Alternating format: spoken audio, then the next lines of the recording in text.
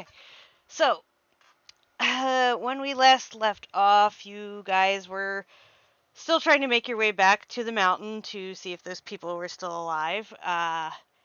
But you got sidetracked again after swinging through Targos. You headed north along the lake to Tourmaline and got caught up in some of their problems, namely that their group of kobolds had moved into their mine and scared off all the miners, not to mention unrelated missing miners. Uh, you guys talked to the miners. They kind of played down the fact that there was a hole to the Underdark in the middle of the mine. Uh, they, Not important. yeah, they were just like, oh, nobody really, goes too near the shaft, but other than to cross over the rickety wooden platforms that lead deeper into the mine. So you heard some stuff from the miners. They talked to you about you know the mine and how it's the lifeblood of the town and all that stuff.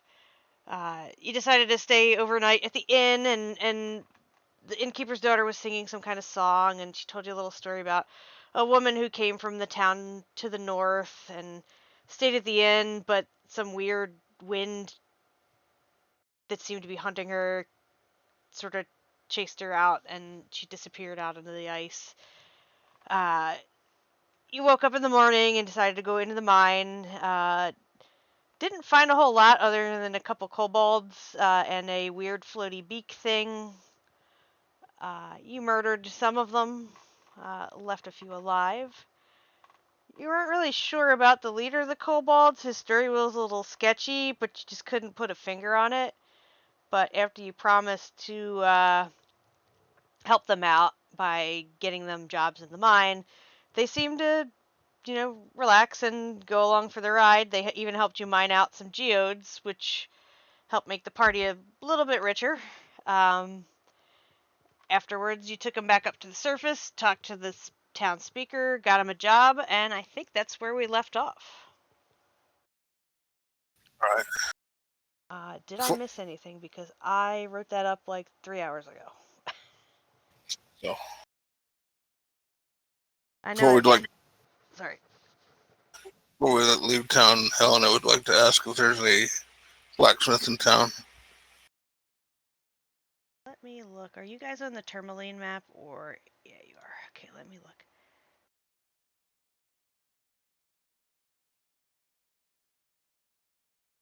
Don't think there is, but let me look.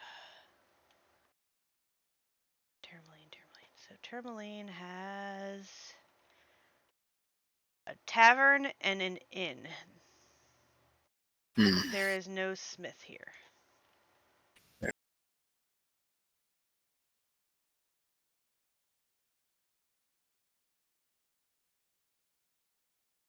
And I'm pretty sure I gave you a rumor from this town too, but I can't remember what it was, so hopefully when you guys wrote that down.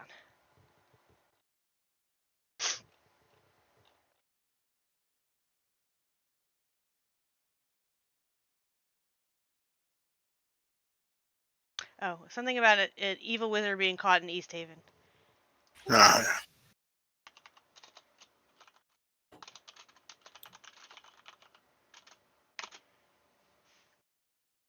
So, Orion, you would know. I'm going to move you back. Like, if you guys are deciding that you're going to leave town, I'm going to put you on the big map.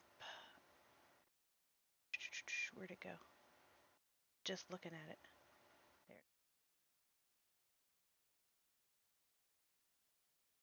So you guys are currently here in Tourmaline. Orion, you would know that about 2 hours to the north, give or take, there's another small town that's like a logging village. Mm-hmm. Other than that, if you were to try to go to the mountain, it would be all overland travel, and you'd probably be skipping the Dwarven Valley at this point because the fastest route would be across the tundra. Because if you went over and up, that would add a bit of time.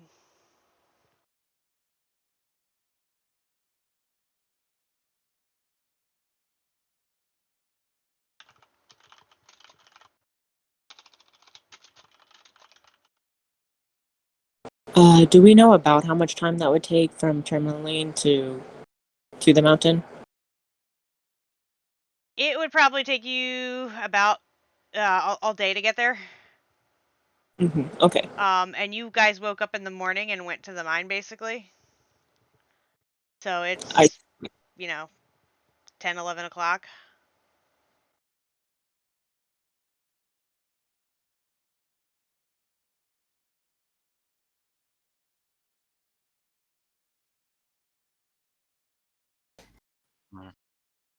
I mean, in which case, would it be better if we maybe spent the rest of the time here, rest for the night, and go earlier in the morning if it's going to take all day? Because traveling at night sounds Bad. yeah. Yeah. Sounds like a good idea. We can get another pint.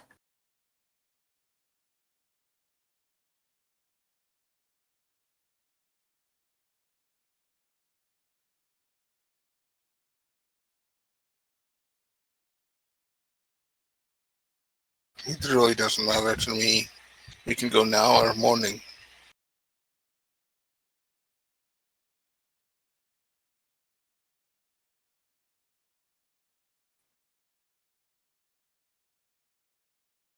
Yeah, we should probably sleep. So you guys are gonna hang out here for like 6 hours and then sleep, basically. Relatively speaking. So town doesn't really have much in the way of amenities. There's the Blue Clam, which is basically the local tavern, fairly devoid of people at this hour because everyone's out on the lake catching fish or down in the mines. You know, we're showing down in the mines evaluating the damage caused by the kobolds and whatever other thing that was down there, and probably seeing that you dug out all their geodes. Anyway, yeah. So, I guess the speaker. Did you guys write down that the speaker paid you? I think he offered you money to clear the That's, kobolds. yeah, that's true, I think.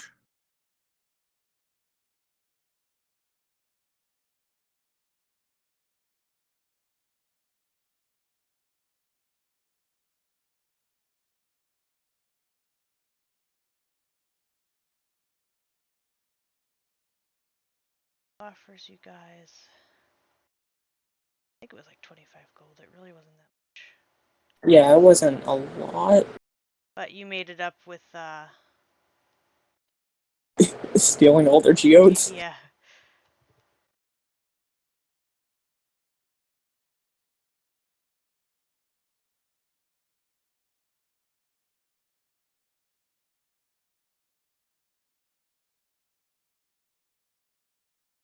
Yeah, it doesn't say here. Why doesn't it say? Should tell me how much he offered you. Doesn't. Pretty sure it was 25 gold though. Let's just say it was 25 gold. It's not telling me what he offers you guys. Offered you guys.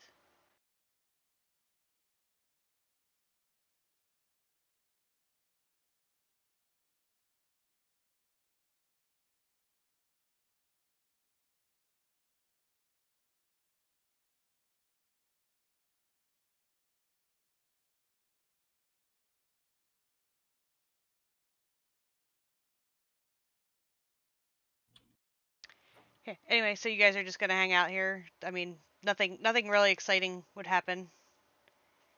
Uh, just a regular town life. Yep.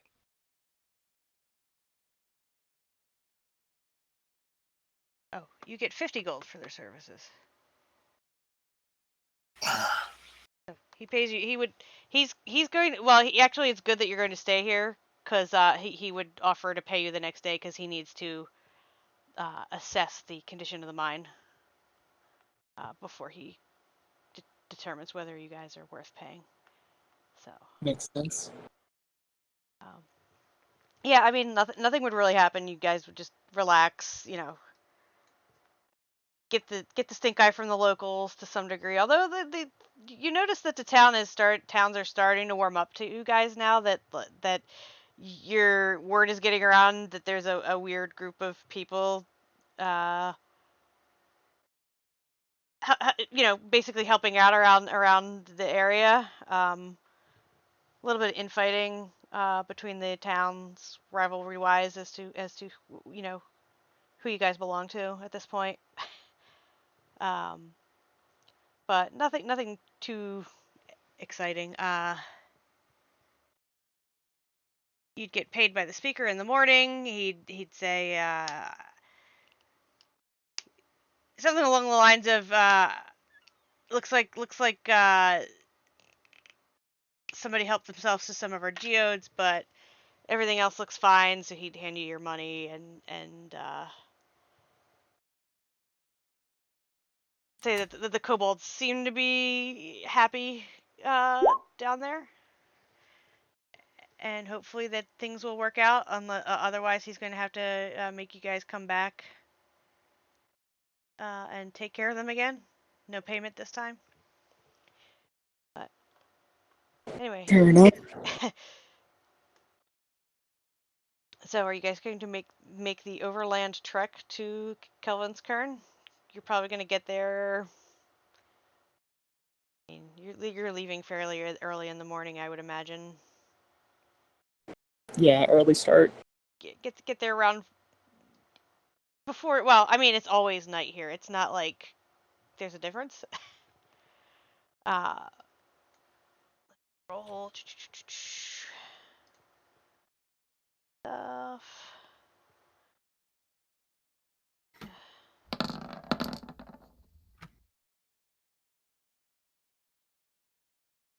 She would tell me what that number means. Oh crap! What did I do with my book? Trevor had to move my stuff around, and I didn't pull my book back out.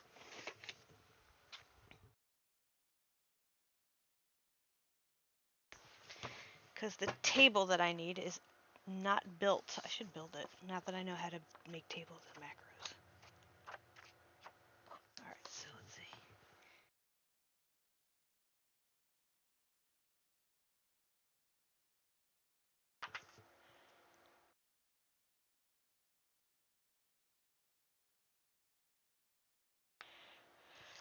Alright.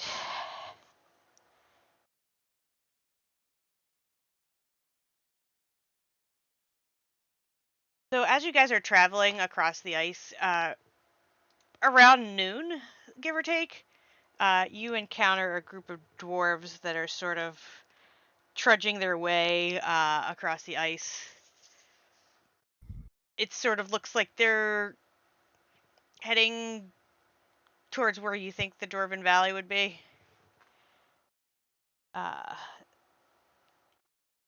They kind of don't really pay you too much mind.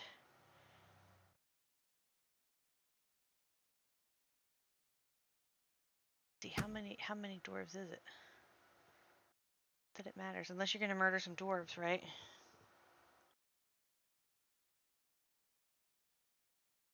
I don't know about the others, but I'm gonna keep it to a friendly nod and maybe a wave.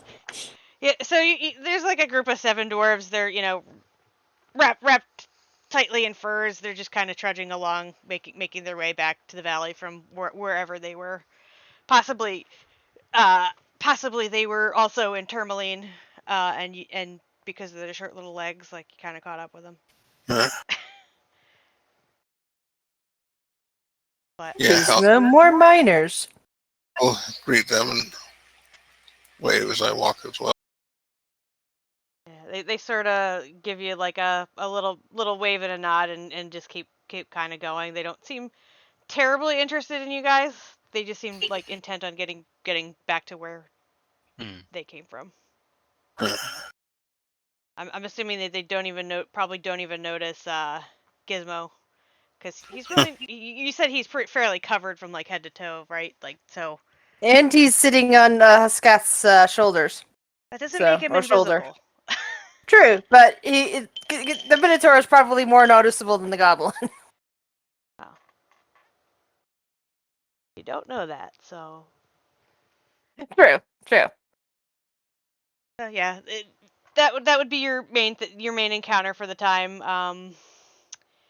Let's see.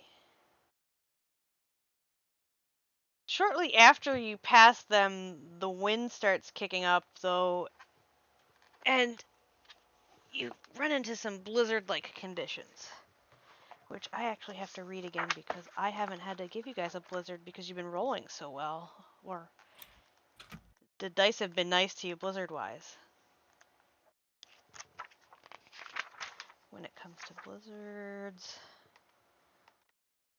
2d4 hours, limit range of hearing range to 100 feet, disadvantage on wisdom, blah blah blah blah.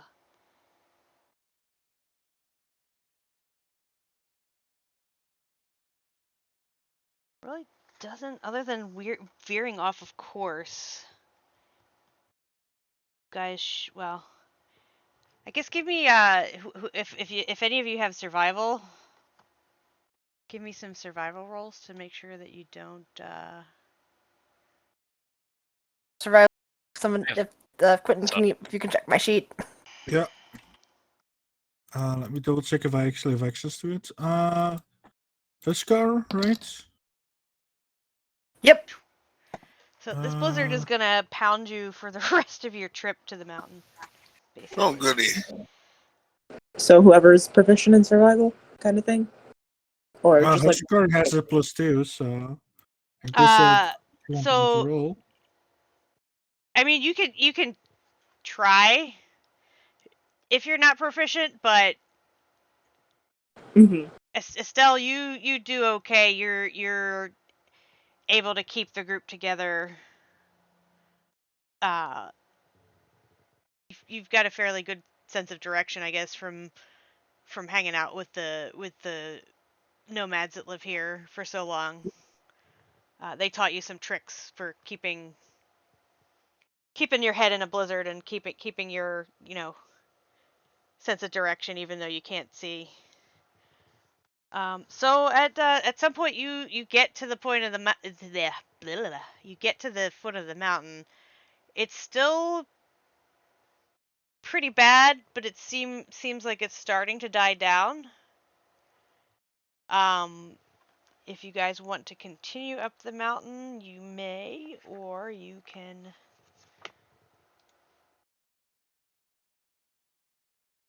hang out at the foot and wait for the blizzard to pass. it might be. Go ahead. Sorry. No, go. I was just gonna say. No, you go first. No, no. You. No, you're good. Okay, yeah, I was just gonna suggest it might be safest to just wait out the blizzard. Yeah, I was going to agree. Yeah, because if we get cut out, I don't want to fight anything in the blizzard. Because whatever's hunting in the blizzard probably does better than we would. Absolutely. Where's dog? Dog, get out of here. Sounds reasonable. Gizmo, are you warm enough up there? Oh yeah, you give off crazy body heat. Oh, did you already Excellent. pull out a dog? Okay, I'll delete. No, that's fine. I deleted it. It's probably better for you to pull it out.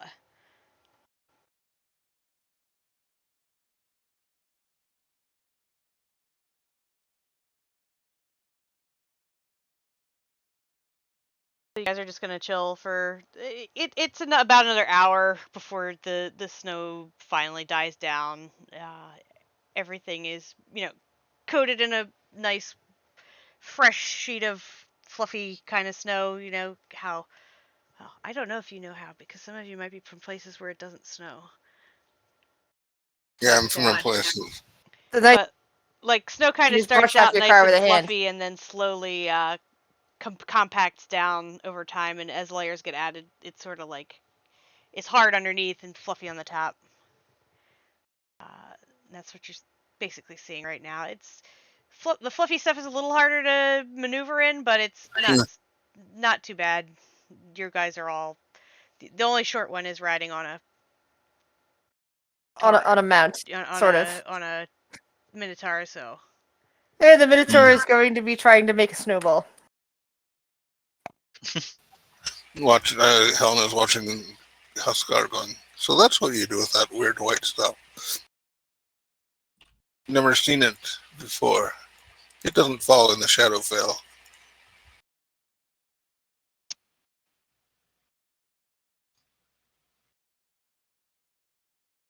What are you going to do with the big ball? And attempt to throw it at the Shadow Kai.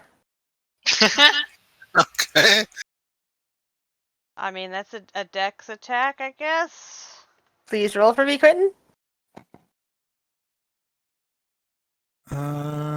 Just Basically straight up just a dex, right? dex, just a dex, yeah. I think I can do it. Yeah, since it's not like a proficient in snowballs. I mean, you rolled natural 20, You so crit with apparently a you are. snowball. Snow goes everywhere on her. That's what you do with snowballs. This is fun and test combat skills. Interesting. Curious, he didn't die. I mean, I They don't could have figure to be out what the deadly. damage of a snowball is. I can't imagine it's much. It's probably like 1. Well, it would be 2 because you crit. Maybe at a Oh, nat yeah. 20, it causes 1 in damage, but I imagine it's a non-damaging hit. It just, I Oh was no, basically no, no. seeing See, you make non-damaging stuff damage all the time, so it's my That's turn true. to That's punish you. true. No, no, you're not taking any damage. I'm just being a jerk. But anyway, so after your snowball fight, I'm assuming you're going to head up the mountain. Yeah. Not that I'm trying to get you guys to go up the mountain, but I'm trying to get you guys to go up the mountain. No. Yeah, let's go mountain climbing, guys. Right? Right. What? You all. No? What? Mountain? No. I don't believe in that. No, let's climb this mountain. Let's be careful this time, because I remember last time didn't go so well. Yeah, that was kind of painful last time. So let's all be very quiet. All right. Let me see. I gotta get this stuff back up. Oh yeah, I'm definitely quiet.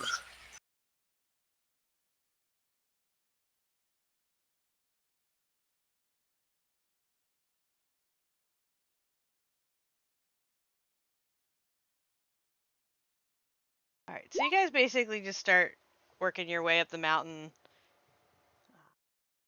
Yeah. Estelle and Helena are squeaking through the snow fairly loudly. Yep. But it doesn't seem like, the recent blizzard seems to have scared anything away, at least as far as you can tell. There was a spot where you noticed some mountain goats before. They're not there. You pass by where you're pretty sure the avalanche was. It looks a little bit different because the snow has slid down. I can tell you that these feet are on the mountainside probably aren't to scale. But as you work your way up, you basically get to the place where the guy had fallen.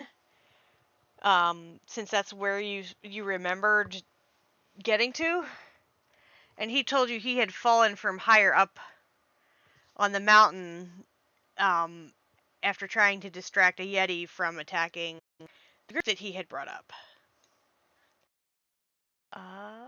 So slightly past where you found him, there seems to be a place on the mountain where you can't really walk anymore. You actually have to climb. So if you guys decide to climb it, there's looks like remnants of climbing gear, but like nothing you guys could actively use to assist yourselves. If you want to climb it, it would be a strength checks. I'm wonderful at those. I'm really good at those, yeah. Strength check. Oh boy. I actually made a strength wizard, so it's actually really good. Are you in the Well, -2 club? considering that all you need to do is hang on to my back, Gizmo, I can Oh, do the strength checks. true. Never mind. I don't need to do anything. There you go. My vicious strength check. I need to roll a strength check for Huskar as well. Athletics or just strength? He can do athletics if you're proficient in athletics, you may use that. I mean, for me, it's the same. The first one is Hofgar, second one is me, and I suck.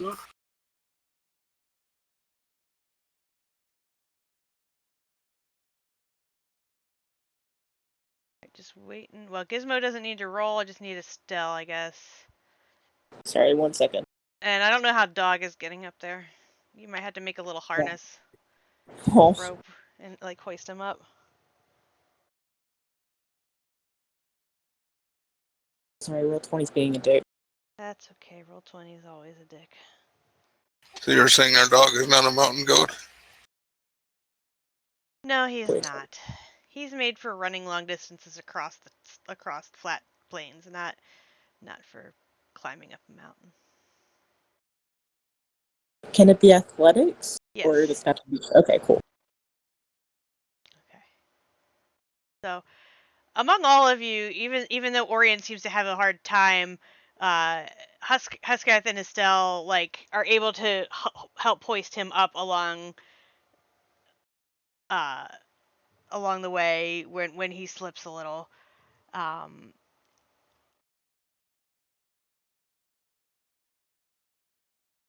see. Group check fails. So it was a group check, so that's basically an average, I guess. You guys did fine. Everybody rolled above a 10 except for Orion, so we're just gonna see that work. So you guys get to the top. You're a little winded, but otherwise you did fine. Up ahead of you on the left, you see that there is an opening in the mountainside. Kind of looks like a cave, and the snow, you could just barely see some traces of blood since the blizzard has pretty much covered everything up at this point. But at least what looks like blood. There's some reddish, brownish tint to the snow.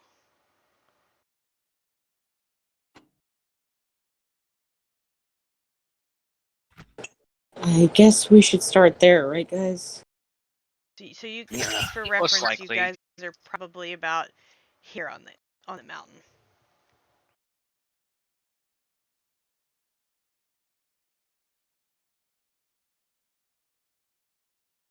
I guess if you just want to use Estelle as the marker for the party, that's fine too.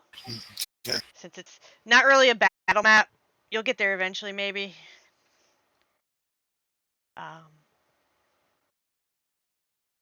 Can we, or can I, start walking towards the bloodstained snow? Sure.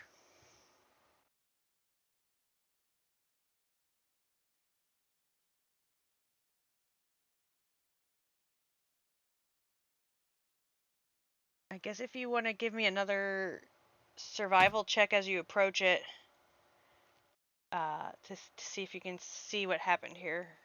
I guess if Huskarth is proficient in that as well.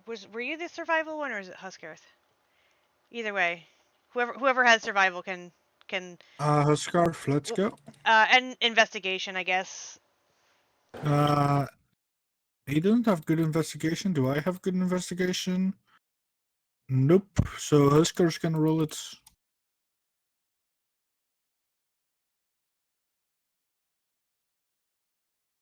Huskarth does really badly. I was actually going to take a look as well. Oh my god. You just Damn. can't roll well, huh? So Helena, even though you don't know snow all that well, you can sort of see other signs that something happened here. So you can't really tell what, but there's the blood is obvious that someone was attacked. Up and it looks like someone fled higher up the mountain.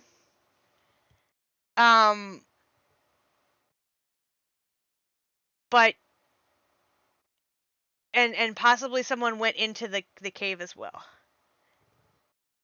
Something happened here that's kind of scattered the people that were up on the mountain.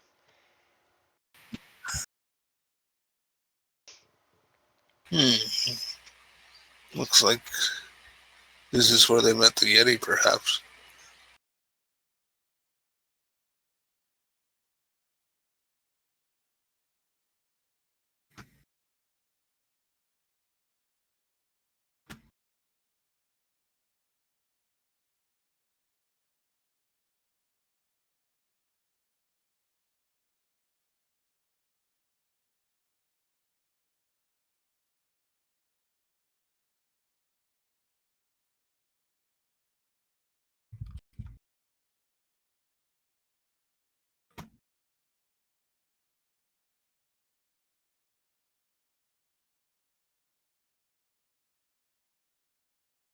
I forget, did I ask you at the beginning of the campaign if you guys wanted secrets?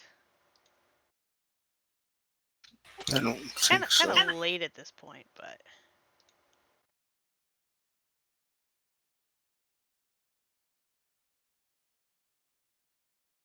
I wouldn't worry about it. They're optional, so it just gives little prompts for things. Oh, excuse me, if people have secrets. I get for the survival roll. You got a 6 and a 4, so All right, you I am ain't seeing distracted. nothing. I'm probably Helena, distracted by Gizmo. yeah, Helena's the only one who actually gets a small idea of what happened here. Hmm.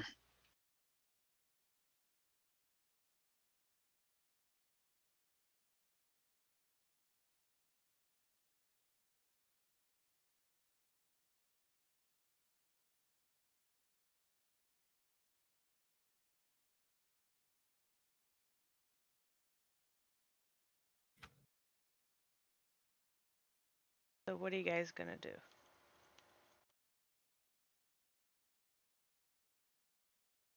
We gotta go inside. See if they still live or not. Follow this trail that goes inside at least.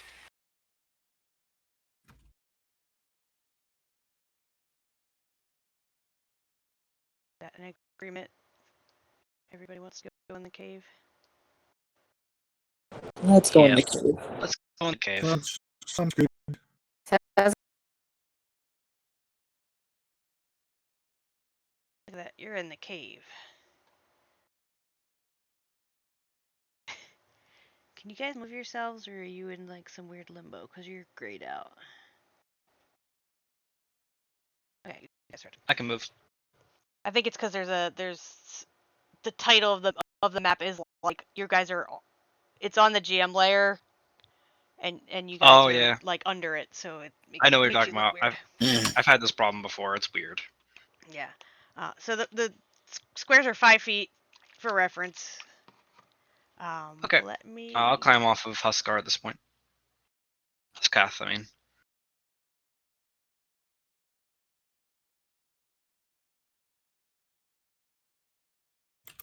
So you can see that there's a bit more Sorry, this is blood still in the. kicking my ass, so I'd be more interactive.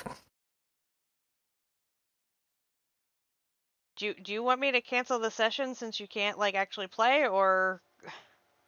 No, I can play soon. It's just that I'm still stuck at work. Well, I'm concerned because you guys might be heading towards combat, and if you're stuck at work, I just don't want to like. No. Because I don't want I don't want the session to be destroyed just because I'm still stuck later than I thought. It's not fair to everybody else, I especially also since I'm don't still want the sort entire of here. party to wipe because Quentin doesn't really know how to play. You know where I'm coming from? Like, it's. Yeah, I know where you're coming from. I'm hesitant to run an encounter that needs your attention when you can't give your attention. How much longer do you think you're going to be? I have no idea. I'm sorry.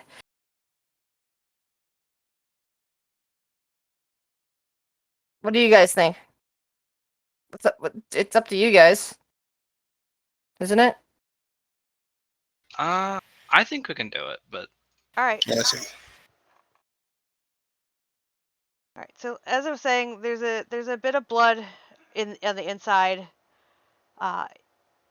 The floor here is like icy. It's not so much snow. And you're just kind of like in the entrance of the cave right now. I think actually, like, you guys are technically still outside of the cave. The entrance is like here. This is like the outer the ledge on the outside where you're standing. Why are you Bit giant? big. Yeah, because I wasn't on the map, so I placed myself on there, but I thought I read you. apparently Oh, you know what? You are down there. Hold on. Let me just do this. Let me put you. I don't see myself. There you go. Ah, okay. You were down yeah, in the that's corner okay. somehow. Oh.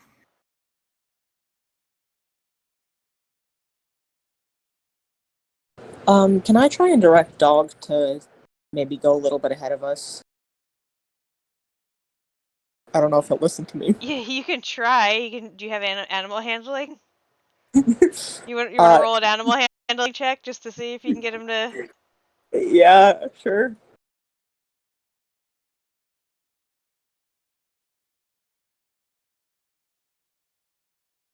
He kind of looks at you and he looks at you pointing and like looks over. I'm assuming you're pointing at the cave entrance.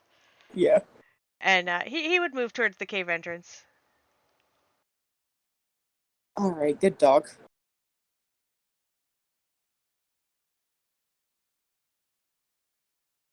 But Doug really can't tell you what he sees. Yeah, I know. I don't know what I was hoping would happen. He's just sort of standing there and sniffing, and like his ears are flicking back and forth, like he's not really sure what he smells. He kind of seems a little. Let's see how does give Dog a perception check. How does Dog feel? He This should is have based a on. perception bonus because of smell. Yeah. I got you. So yeah, he kind of gives a low growl and puts his ears back. He's there's something not good in there, as far as he's concerned. He can't tell you what, but So, general ideas, that doesn't seem great. I mean, we're looking at Yetis, right, guys? As far as we know. from what you remember, Garrett said that it was a Yeti that attacked the party. Mm-hmm.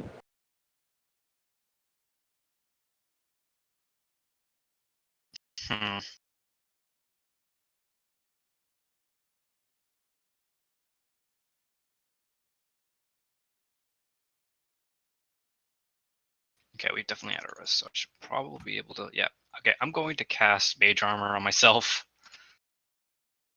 just preemptively. See something bad, little friend. I sense that we're not alone in this cave.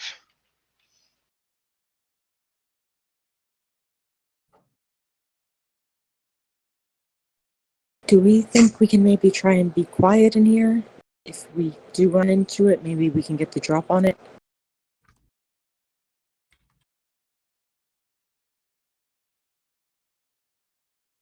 Hmm.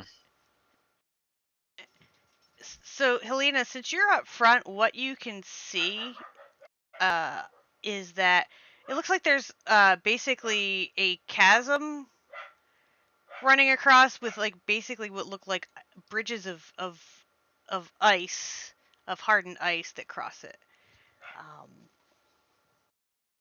uh, there's a little bit of stone under there, but it looks like it could support you, but it looks Like, you guys, if you wanted to break it, you could.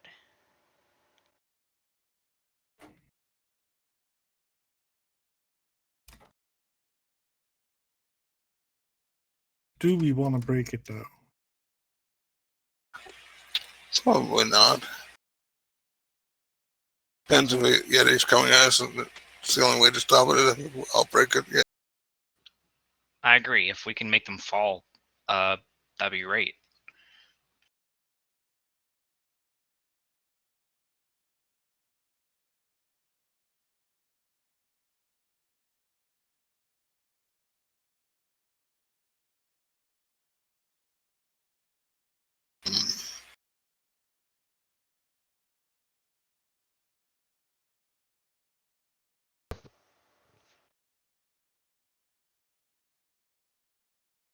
So this looks breakable, right? Yeah, And this that's the is breakable normal? bit. This part is more like there's a little bit of a rock under it but you're pretty sure you could break the ice that. Does any one of you guys have Shatter? I do not. Hmm. A good bludgeoning weapon? Nope. I could chromatic orbit with thunder. With a chromatic, with thunder damage, that could do something. I think. Probably.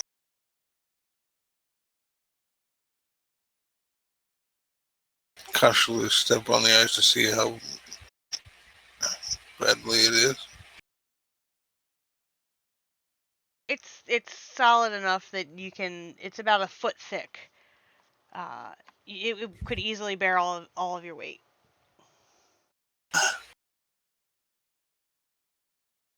We should probably start sneaking. Okay. Because I think there might be something big here.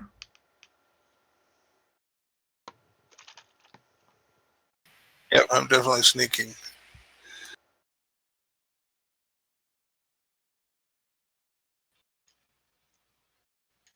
Same here. I'm gonna try my best to sneak around. Hey, Are all you going to roll stealth or just? Yeah. Can you give Do you want to us? roll stealth, Chris? Chris, do you want to stealth? I'll try to stealth. Okay. So, when do I roll natural one? Come on. You guys aren't sneaking up on anything. Yeah, I don't know if it was the right choice to give me control, Chris, because I've been rolling terribly. I kind of raise my hand and I whisper, I think I see Hold on, something. It's okay, I'm not a stealth I'm trying character. to see if that's a down or an up ramp here, because I can't tell. I think it's down.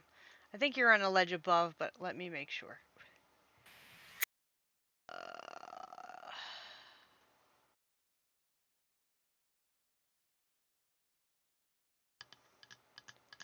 Of course, it does not tell me at all, because why would it? I'm gonna rule that it's an up, because it looks like you went up. So I want to. Okay, it's a 10-foot high ledge. How tall are Yetis? I don't even know. Assuming they're higher than 10 feet. Well, you basically just see the top of the thing's head.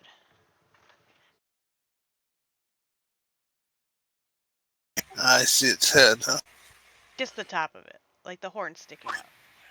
I'm not sure how tall Yetis are, to be honest. Considering I've never seen a Yeti before, I say, wonder what that is. you see something?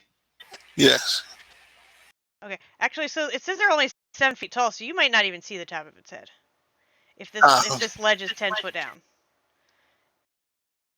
like you're Okay. basically looking out over, and you're far enough back that even though you see it here, I'm thinking that you'd have to move forward a little to like see it. You definitely hear something down there.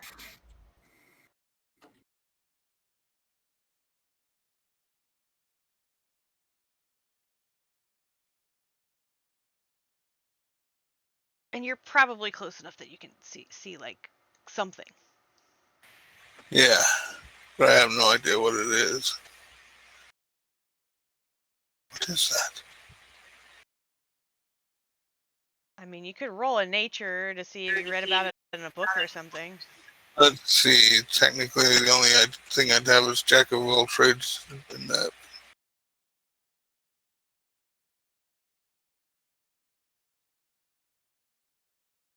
Nope, you don't have any idea what that is.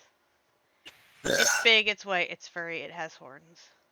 And there seems to be a smaller version of it that you can just barely see playing with something on the floor. Well, I'm willing to bet that's probably a Yeti, but I don't know. Can you describe it to me, or?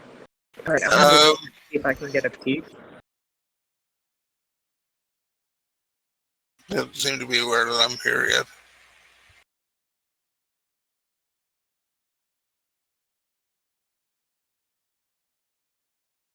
Does it look like he'll eat us? I'm actually like waiting, like it is aware of you, but like Orion is still down here. I don't know what Huskat's doing. Huskus would be up with us, I think. Yeah, I'm wherever the rest of the party is, because I'm carrying Gizmo. So. Orion, is that the same I for climbed you? off of you.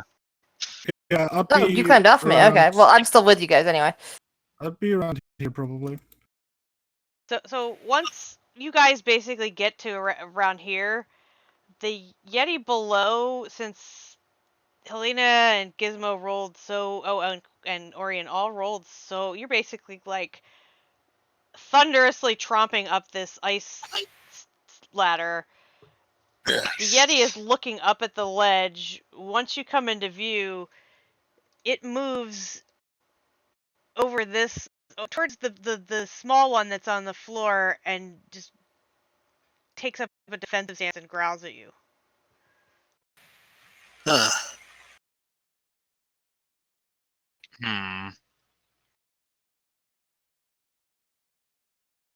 Looking for spells.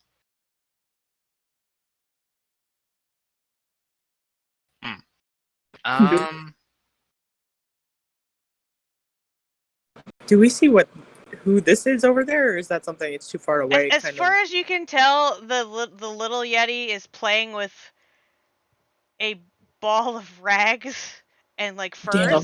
It's really hard to tell because it's a very small humanoid. So I'm going to just say that it's looks to you like a ball of rags and fur.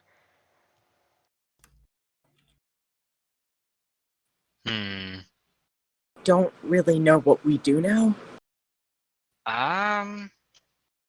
Gizmo casts invisibility on himself.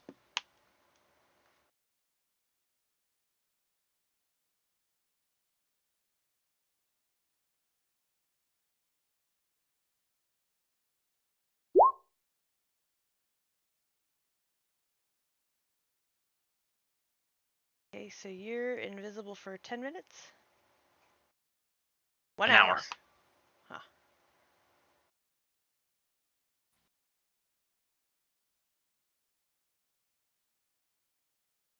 Not anyone down there that needs rescuing, unless that rag needs rescuing. Well, I have something for the cliff, but that's a bit late now. Yeah, and it is about a 10-foot drop down to the floor of the cave from where you guys are.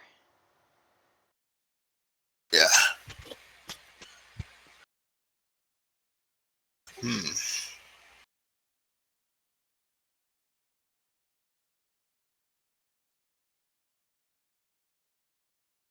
Want it over there. And now you're not gonna load again because I clicked edit and you're an asshole.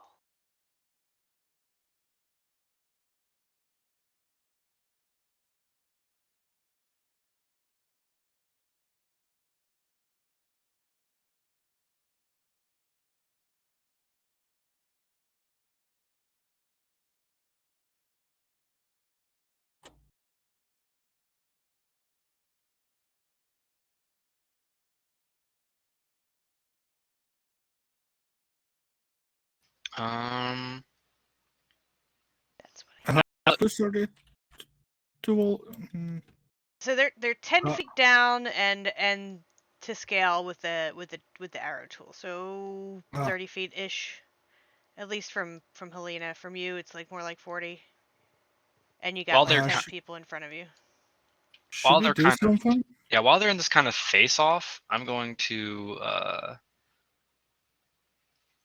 very quietly slip away and try to circle around, see and get a better look at the situation while I'm invisible at least.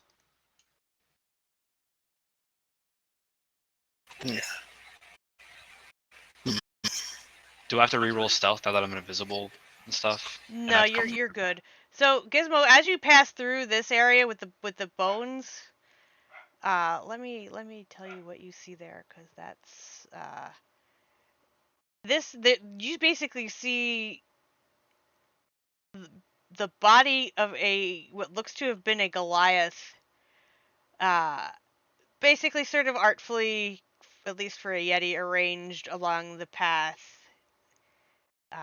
And there's other little niches in the walls with like heads of various people that look like uh, trophies, kind of like this is the Yeti's trophy room. see. Okay.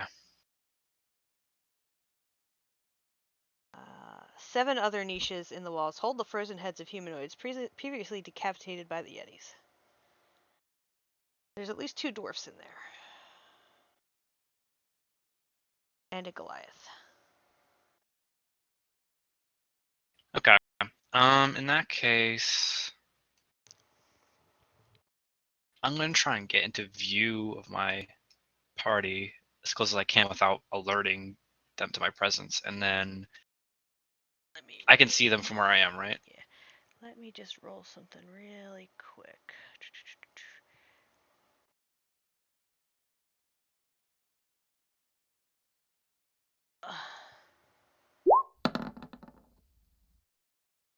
Okay.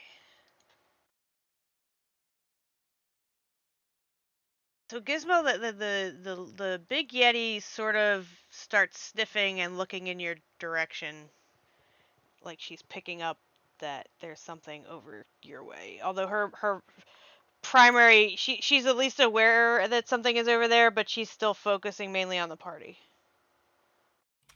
Okay. I can cast. Let's see.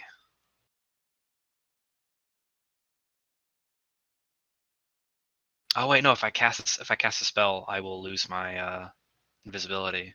Dang. Yeah. Yes, you do All not right. have improved invisibility. Yeah, I do not. Okay. I was about to cast message, but I cannot from my position. Is that considered an attack or an act? I guess it is. Oh wait, yeah. It's a. Hold on. It's Let a me double check. passive spell. I don't know if message. It's a spell, so it's yeah. If I cast any spell, doesn't matter if it's hostile or not, I will lose invisibility. So in that case, I could just slip away. So I'm gonna do that.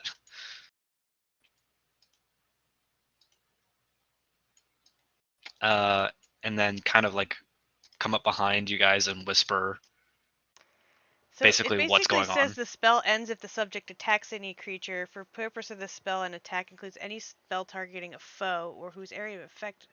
So I don't know, like. Are you looking at the same? Because in my spell description it says the spell ends for a target that attacks or casts a spell. Okay, I'm just. Maybe that's. Oh, you know what? That's Pathfinder. Fuck you, Pathfinder. Get out of my search.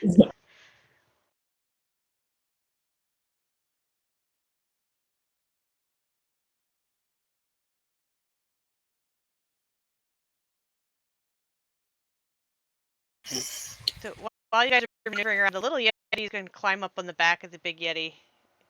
Ah, that looks kind of strangely familiar. Indeed. It seems to have picked up on its mother's agitation at this point, and has become distracted from its toy.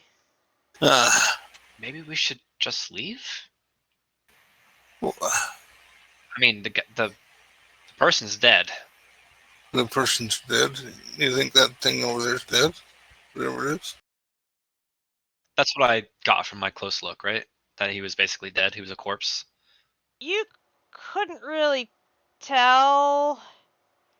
Ah, okay. Like, So did you give an investigation roll? I did not. Or like a medicine roll? I can go back and do that. I'm invisible. I mean, I'll let you say you had done it while you were over there. Like, if you're Okay. just thinking about it now. Yeah.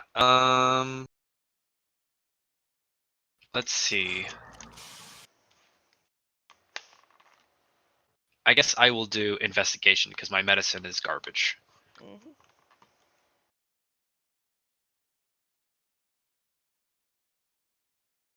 Woohoo! Work finally over. I will be right back. I need to go use the bathroom and such. If we get into a fight, I will do whatever it takes to protect Gizmo. Other than that, Reach and protect Gizmo. Got it. So how many days has it been since, like, these guys were up here? Oh, God. 4 or 5? I don't know. We did take our sweet time. Yeah, I'm trying to decide, because they were alive if you had come right up the mountain. I'm trying to decide if they're still alive. I'm gonna say, Gizmo, you get the idea that they might be recently deceased. Ah. Okay. Well, we're too late. There's not like there's much we can do here. I mean, if you guys want to do the whole kill the monster before it kills more people thing, you know, have fun killing a mother and its child, but like, you know. Yeah, you're gonna tell them. Are you gonna tell them about what you saw on your little expedition? Yeah, pretty much. Just gonna relay the whole thing. Monster and its child.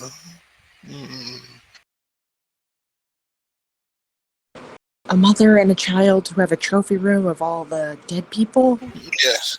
I feel a little less bad about potentially killing Yes. them.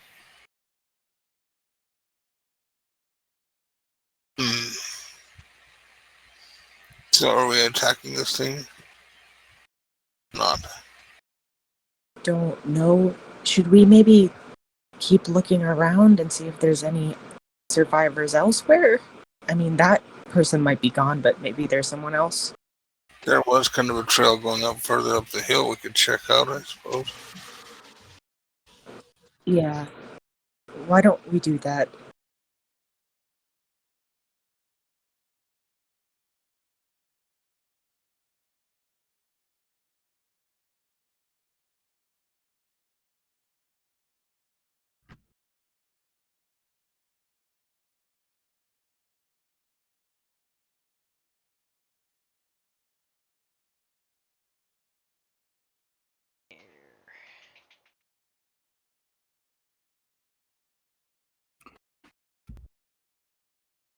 So hold on a second, guys. You guys are moving way too fast for my slow self. Basically, once you reach the mouth of the cave, Gizmo, you're gonna run face first into a Yeti. Oh, goody. Oh, great. I thought I was safe because I was in the back. You saw Mama and Baby Yeti. This is Daddy Yeti. He's basically dragging back a dead goat. And seems a little surprised to see that he's got visitors. Yeah, it's got company.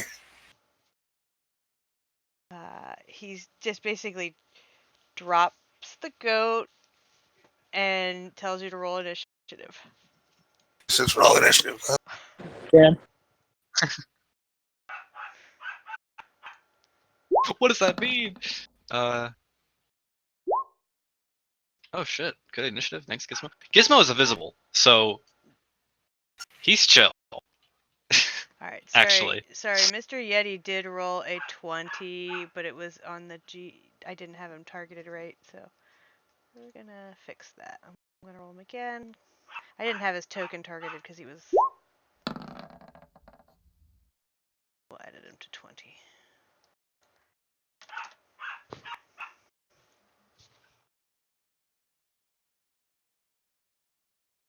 I'm just gonna wait a couple seconds for Grizz to get back.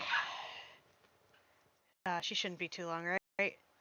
Hopefully, maybe. It's just in the bathroom. Should be fine. Is everybody on here? 1, 2, dog, 4, 5.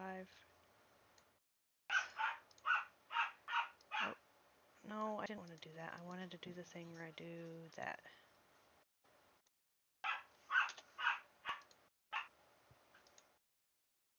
No, and I don't want to do it that way. I want to do it descending. There we go.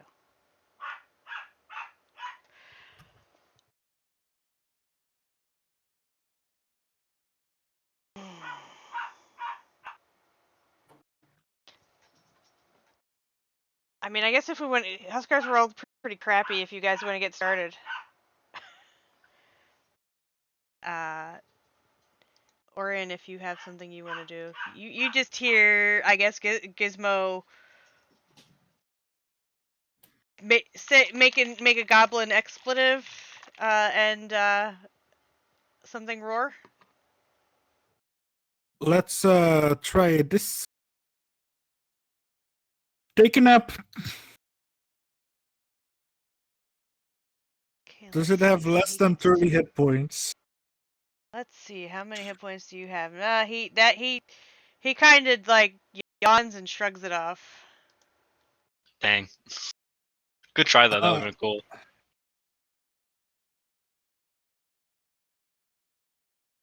All right, so unfortunately, let's see what he can do.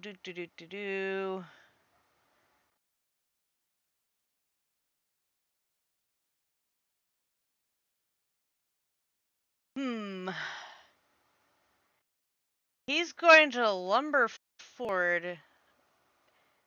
Don't know what his reach is. Does he have a regular old reach? Yes, regular old reach.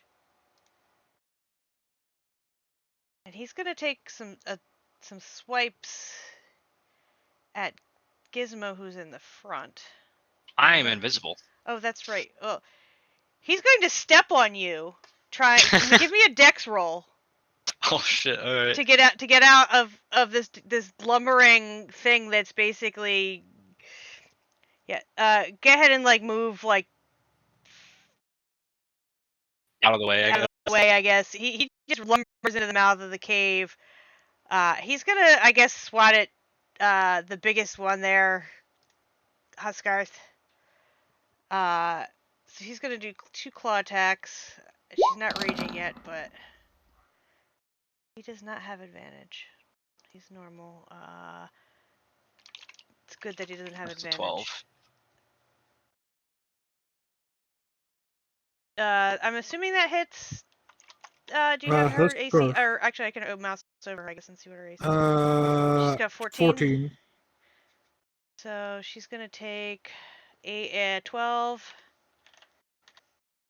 Yeah, not the full thing because it rolled the crit damage. And he's gonna claw her again.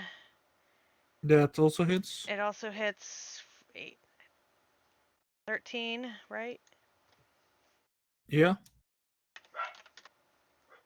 Okay, and then he's going to also do a chilling gaze on him. It says it can use chilling gauge and 2 claw attacks. She needs to give me a DC 13 con saving throw or take a fuckload of cold damage. I'm here.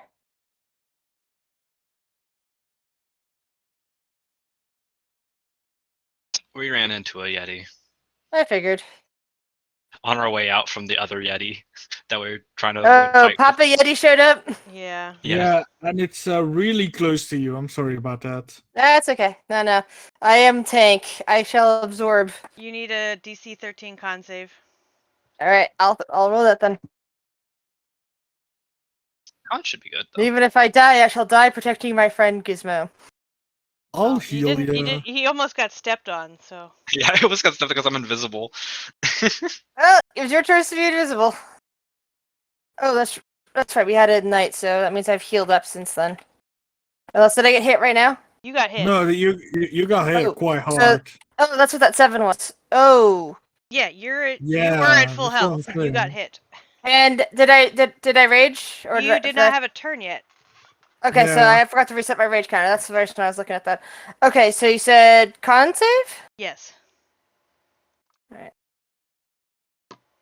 Oof. Ouch.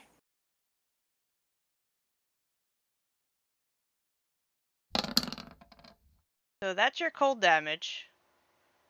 I'm down. I don't know if you're Dang. still paralyzed if you're down. I imagine I'm an ice. I'm currently a Minotaur statue of ice. Okay, and that's the Yeti's turn. Hey, y'all, this isn't good. If I moved away, I wouldn't provoke an opportunity attack because he doesn't know I'm here, right? Yes, you are invisible. Okay, cool. In that case, I'm gonna move away. Oh God, I have a feeling that we're not gonna be. This is not gonna be the only Yeti in this fight. I'm going to cast Mirror Image on myself, ending my invisibility. Can you post mirror image? Because I forget what that does. That basically just gives you. Duplicates, yeah. So if anything tries to attack me, they'll have trouble hitting me. I'm just gonna move kind of. I roll a thing, right, to see who it hits, or do you roll a thing to see who it hits? I roll a thing. Okay, See good. if. Yep. Good, because I. Okay, and that's it. Okay, Helena. Alright, so seeing my Minotaur friend go down, I cast Healing Word on him.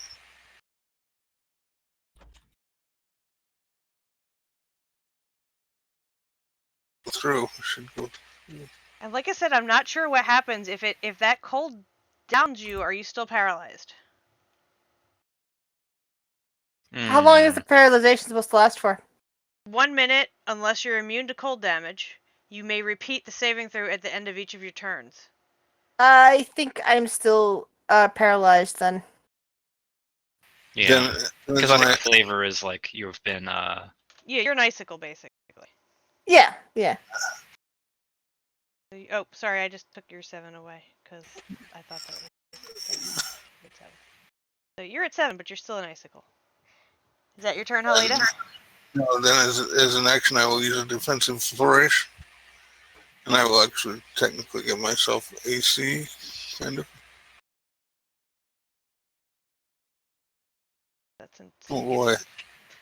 oh boy, +2 AC till the beginning of your turn. Yeah, and then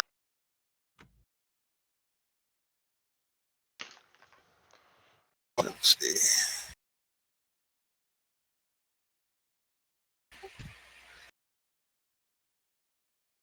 That does not hit. No, I just didn't think it would. Okay. Still.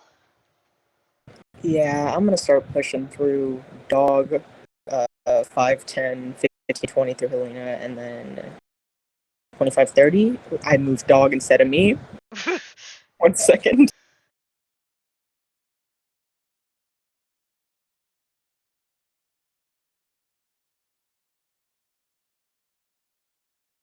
Okay, I'm gonna get there and make a rapier attack.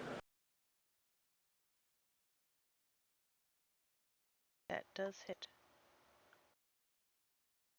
5, 6. And then I'm just gonna say stand step right there. Okay. Husketh, I'm assuming you can't do anything. You can make your roll to see if you a con check to see if you break out of the paralysis. Okay, you're good. I think the ice melted off of me. Okay, so that's all you can do. Dog. I don't know if Dog can really get in there. Yeah. It's not looking like you can, right? Dog's just Probably, gonna. probably not. Yeah, he's He's just gonna like bark barking and and growl. growling, but yeah, that's his turn. All right. Orion. I will walk up. Yeah, is Huskarf down? He's pretty hurt, but he's up and unfrozen at least. In that case, I'm just gonna shoot a crossbow bolt at it. You might to heal him. Because I want to heal him, but it's better if I heal him if he's low than if he's not. He's 'Cause I'm low. gonna heal He's for 7 out of more. 35. No, I mean if he's down, I'll heal for like maximum, because that's what the cleric does. It's circle mortality. So I'm actually better off waiting to heal him, Okay. Alright. unless he's dying. Definitely not dying, so all is well. Alright, is that all you're doing, Orion? Yeah, that's all I can do. Alright, let's see. Yeti has 3 choices now. He's gonna take a whack at Estelle, since she stabbed him with a rapier. Damn. So 1 claw. Did you crit? No, you didn't. Okay, good. 2 claws. First one hits. Second one misses. I'll use a reaction to parry. So I'm gonna expend a superiority die. Okay, and he's also going to...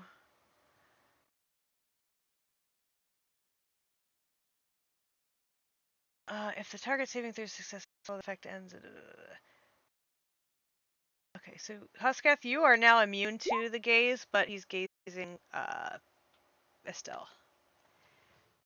Okay. Okay, you're good. You are also immune to that, I believe. According to the last bit, if the target saving throw is successful, or if the effect ends, the target is immune to chilling gaze of all Yetis, but not abominable Yetis. I see. Yetis. For 1 hour. Okay, so that is the Yeti's turn. You fared much better than Huskarth. Gosh.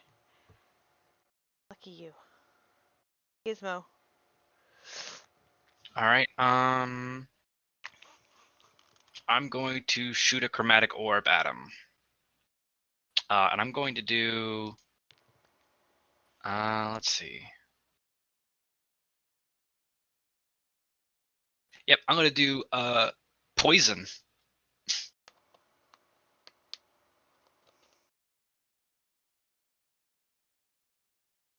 That's good damage. Does that poison him?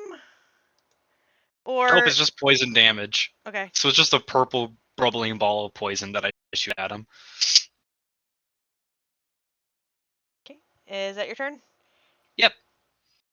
That seemed to displease him quite much. Well, he can come at me now if he wants. Not sure he can. I mean, he could yeet Estelle into the... You go down the chasm. I need to get this...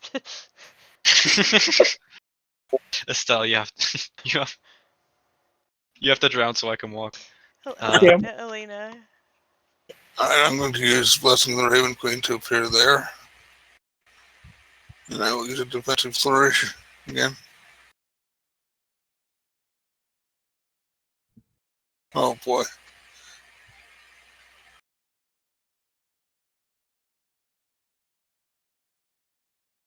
And I will attack.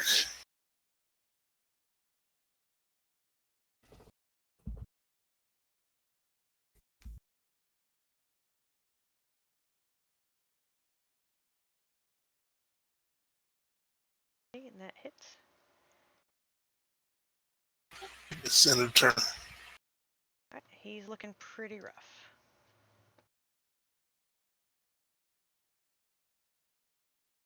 Okay.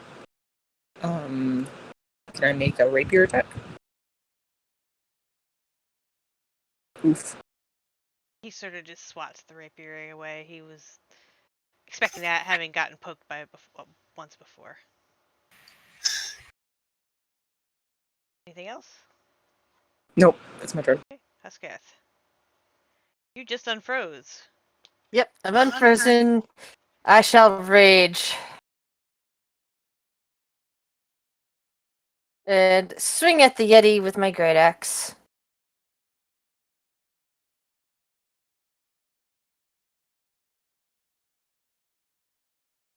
Hits for 7. And you take the Actually Yeti hit. down. That's what you would expect from a barbarian. Yeah. The barbarian who almost Barbarian goes died at the down. beginning of the. Yeah. And of course, I don't notice right away You're that the taking Yeti is. credit for everybody else's work there. Basically, you were frozen Yeah, for 90% of the battle. Yeah, but the thing is though that because I'm so much enraged, I don't notice that the Yeti's dead right away and keep chopping at it for a bit. Chop, chop, chop, blood, gore, going everywhere. You got it. Does that sound like the Mama Yeti's coming at any point? Like, just keep an air No, out. she's busy defending her child. Damn. All right. Well, Okay. let's scram as fast as possible. You murdered her husband. But- She's calling the police. You know, the Yeti police. Damn, let's get out of here. Yeah, people. Oh no. These Heavily adventurers and came into my cave, threatened me and my got all child, the and killed blood my husband. and follow off after. Alright, so I'm putting Estelle back out on the map as the map marker. I'm assuming you guys are just leaving the cave. Yeah. We're leaving. Leave We're it leaving. there. Time to get out of here. Just gonna put everybody back down on the bottom. Cause oh no, not the Yeti. You stay there, buddy. Where did Dog go? Oh, down here, Oh, there. south of me, somewhere. Oh, okay. Was he under somebody?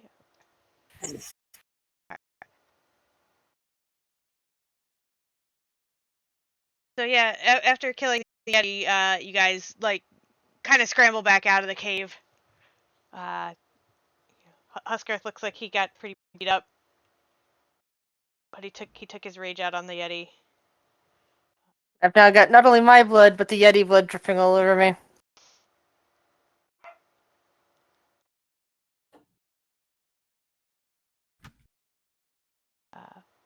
But Helena did say earlier that she believes that there's possibly someone had gone up the mountain. So you're welcome to go up or down or wherever you would like. I don't know about you all, but I would like to head up. I don't know if some of us need a rest beforehand or if you're good to keep going, the guy. It would not be good to rest here when the other Yeti can get us. Are you fit to climb up further then? I will make it. Then I should rest.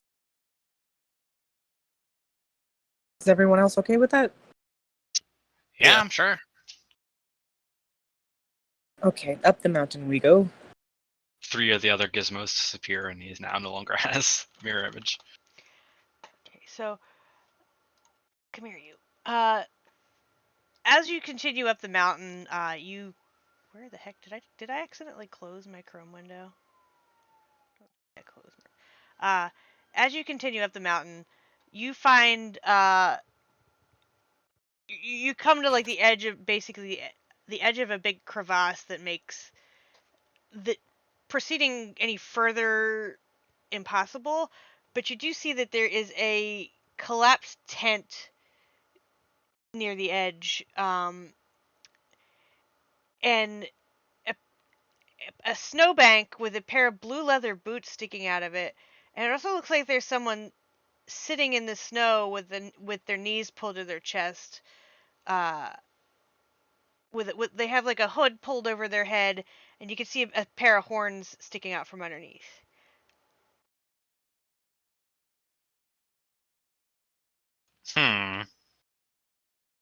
I'm going to go investigate. I'm going to climb off Huskath.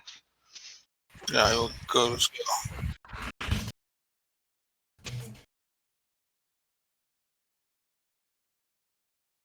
So, as you get closer, you see basically this is what used to be a tiefling wizard.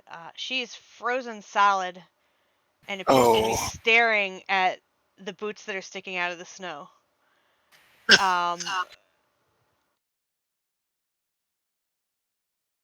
Uh, That's unfortunate. yeah. I search for things. So I'm going to try to pull the boots up. okay, so for Gizmo, it's a little hard getting things out of her pockets and bags because basically everything is coated in ice. But once you do manage to work things loose, you find a potion of invincibility and a spell book which has several wizard spells in it. Huh. Which I am just going to copy and Sounds like a score for Gizmo. Excellent. Yeah, it is really. why won't you let me enter? Yes, that is who I want to whisper. No, go away, Steam thing. I don't care that he's playing Terraforming Mars. What? Who's playing Terraforming Mars? One of my friends, I got a notification that he's playing Terraforming Mars. Oh, ooh, these are good. Yeah. These are good spells. Okay. Husketh, the blue boots are attached to a headless dwarf.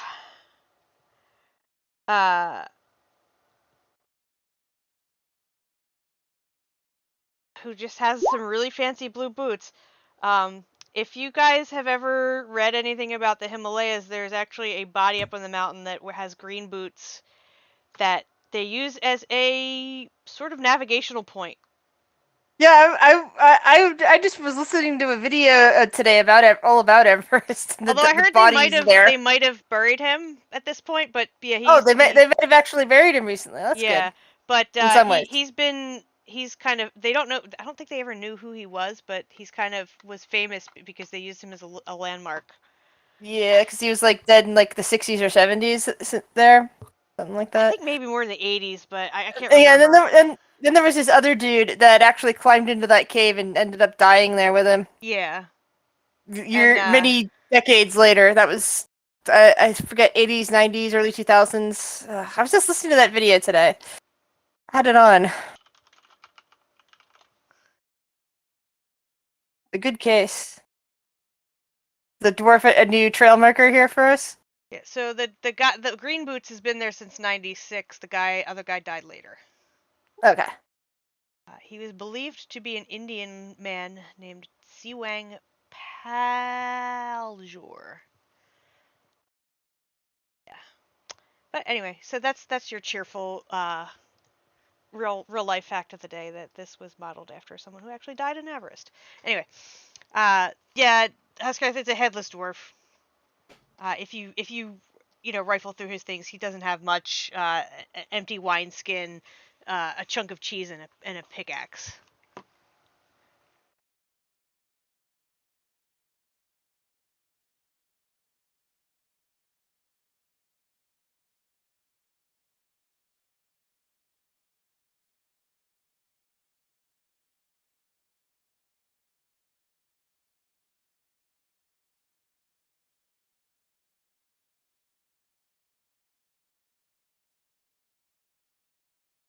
I think I'm gonna take the pickaxe. Okay. This might come in handy. Outside my window. Okay, I've copied down the spells and stuff. So technically, you need like magic ink to do that, I think, but I don't Oh remember. no, like I didn't mean that. I meant like I've copied the I have the spells on my sheet now. Oh yeah, so yeah, now yeah. I You can reference add that. them to your book. Just have to, or I will. add them to A your nice book. paper and magic ink. I don't have nearly enough gold to start. No. You spells. basically just have to have two magic Huskat books can now. help. Huskat will help you out with that. Do you know how much magic ink costs? Yeah, I mostly play a lot of wizards, but Huskat will donate whatever money to help So for Gizmo out. each spell requires 50 gold per spell level. Yep. Of rare ink. So I can That's help sad. with a spell or two, maybe. I just have to ask my god, and he's like, "Here you go." I know. I just have to say, hey, patron, can I have some spells? And they're like, no. And I'm like, okay. You get Eldritch Blast and anything else I feel like giving you. Thanks, Dad. No, anyway. Uh, I'm more like a mom. well, in one campaign. Yeah, I guess it depends on the campaign. The other one, it's more like, call me sugar daddy. No, not calling you sugar daddy. Horrible. Anyway, so like I said, you guys are basically at the top of the mountain at this point. You probably, I guess Garrett would have told you how many people he brought up here, uh, which would have been the Goliath, the halfling, and the tiefling that you have found. You're not sure about where the dwarf came from. Do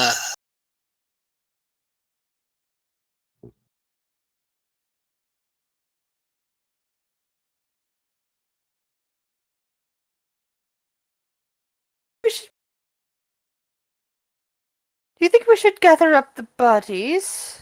We probably should give them a proper burial, I believe. Oh, sure. Imagine Gizmo's just like, yeah, whatever. He's like flipping through the new spell book. Yeah, exactly what I was about. Yeah.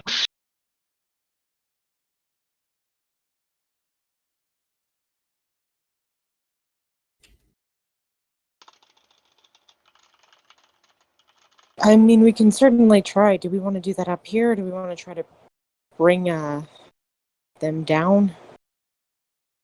I don't really know. Does the ground here look like it's even diggable through, or is it going to be like we're digging through snow and it's going to cover it? Packed snow and rock. Like it's I need you're on a pickaxe. mountain. You're on a Do mountain. you think this will help?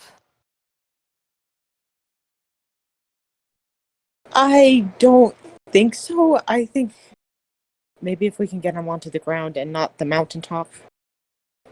Hmm. Yeah. Shall we do this?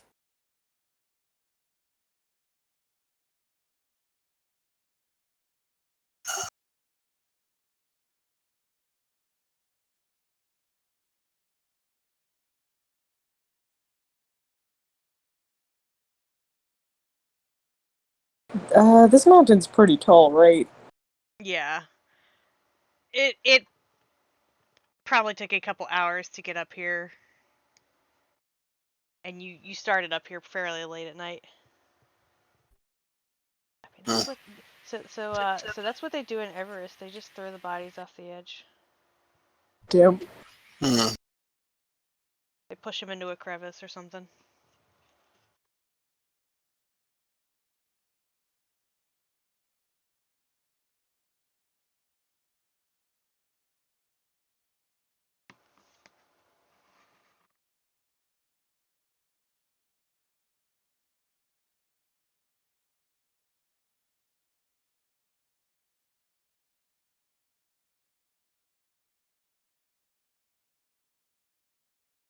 I mean, in which case, does anyone have any thoughts? Because I don't really feel like tying a dead body to me is like climbing down a mountain.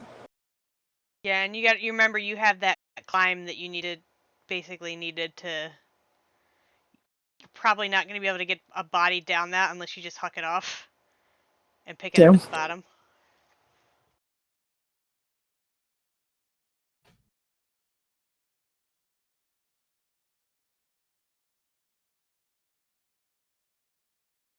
You other guys are allowed to talk, you know. Hmm. Uh. Yeah. I mean, I don't really care what happens to him.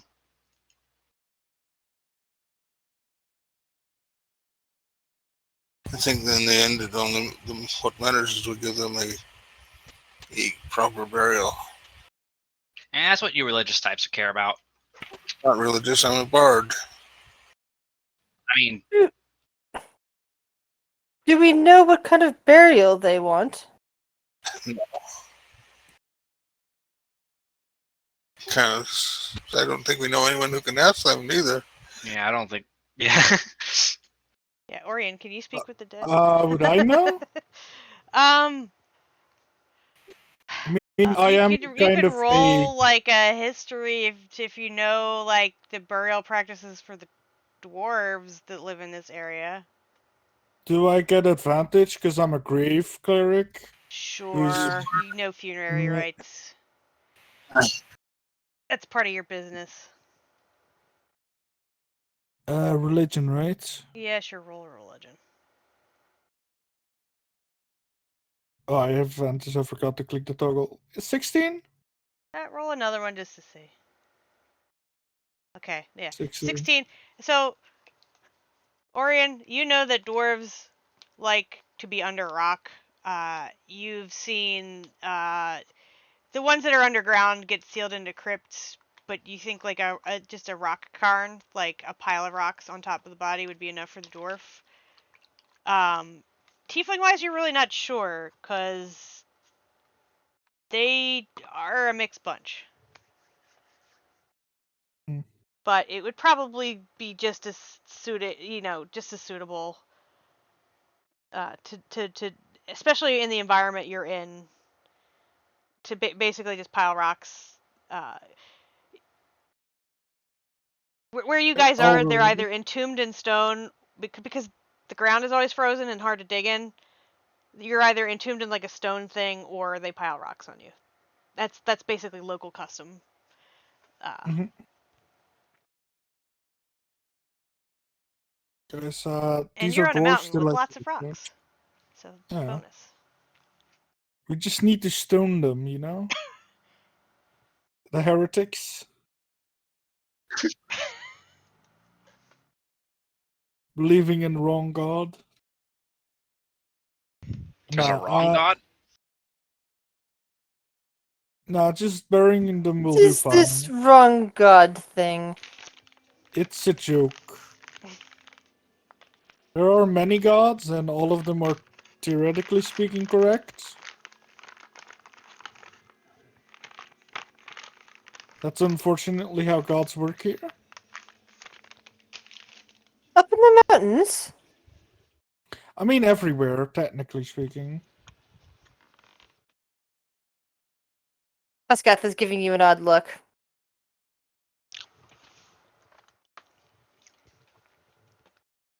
You know how, like, we are alive, right? Oh, here we go. So the gods are also alive, but they're alive somewhere else.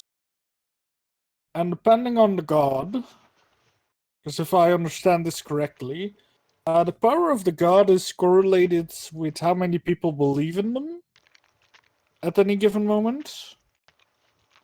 So if you want to be like a big bad god, I mean like a big god who is like known for a lot of stuff, you need to be popular. So as long as you believe in a god, the god technically exists. In a way. It might not just be as well known as some other gods, but if you believe in it, technically exists, I guess. The gods are a weird bunch. I'll say they make this place pretty cold. One of them makes the place pretty cold. Oh yeah, this is a very mean one in this particular place.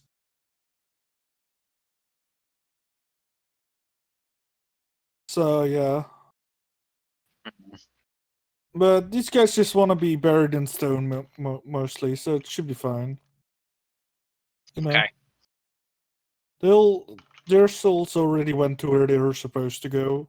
I hope for them at least. Wait, let me double check. I'm gonna check them to see if they are anyone I should keep record of, like anyone in the current book. Like, are there Oh anyone yeah. I have bets out on? Okay, did you But make any money this time? yeah, do I make a roll for that? How do I figure that Sure. out? So, you don't know who the dwarf is because he's headless, but you might Ah, damn it. know who the tiefling is. Okay, yeah. Investigation check? History? Investigation. There do seem to be an inordinate number of tieflings up here. Nope. No idea who she is. You might be able to ask Garrett, but he's going to be cranky with you. No, that's Yeah, let's not ask Eric.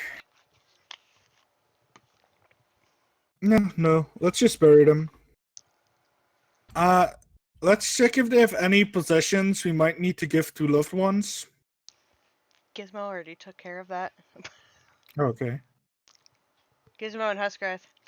Well, I don't know if the dwarf had like a pickaxe, wineskin, and chunk of cheese, and the tiefling had Yeah, some stuff that Gizmo stuffed in his bag.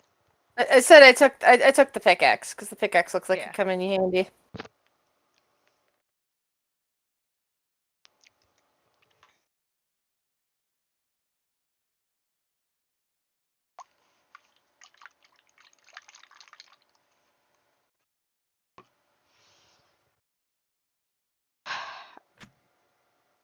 All right, so I guess you guys spend an hour or two piling rocks up on these guys. Gizmo's not helping. Yeah, I'll do it. Yeah, I'll help. I'll help. Bunch of goody two shoes. No, I wouldn't say goody two shoes. It's respect. For others. Imagine like Huskarth would like help clear an area of snow, and you guys would kind of like Definitely. pile rocks around them. Maybe Orion would say a prayer, but I don't know how he goes. Yeah, I'll say a prayer. It's my job. After that, you guys are up on the top of a mountain. You've been traveling for most of the day. Just got mauled by yetis. Or yeti. Some of us got. Are you going to make your way back down the mountain, or attempt to camp here? Scath wishes to camp here and get some rest just in case we run into anything down the mountain. Reggie might come visit us tonight. Let's be prepared for that.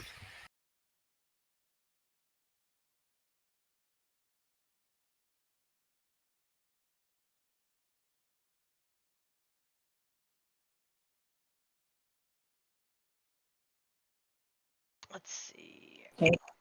If we're setting up for camp up here, should we maybe take watches? Any takers for first watch? It does not matter. I can either take first or last watch. I only need 4 hours rest. If you take first, I can take the second half. Sounds good.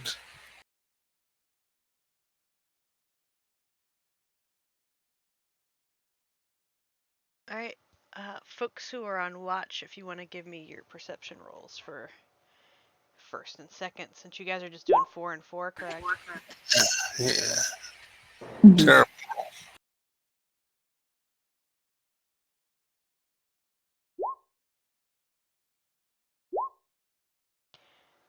Yeah, neither of you guys really notice anything other than just the sound of the mountain, the wind whipping, uh, over the peak. Yeah. But luckily nothing happens during the night.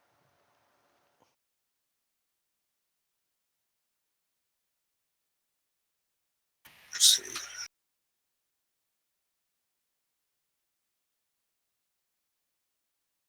And if you guys decide to just go down the mountain in the morning, nothing bothers you on the way down.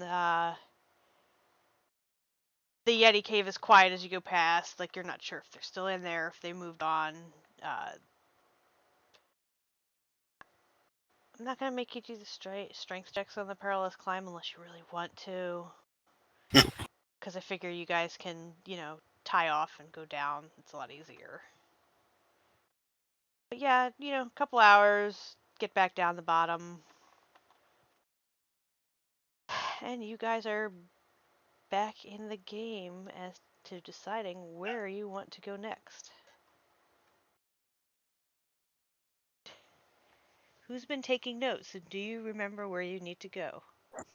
If I recall correctly, we did have business in Caer Konig, very specifically that caravan that we heard about.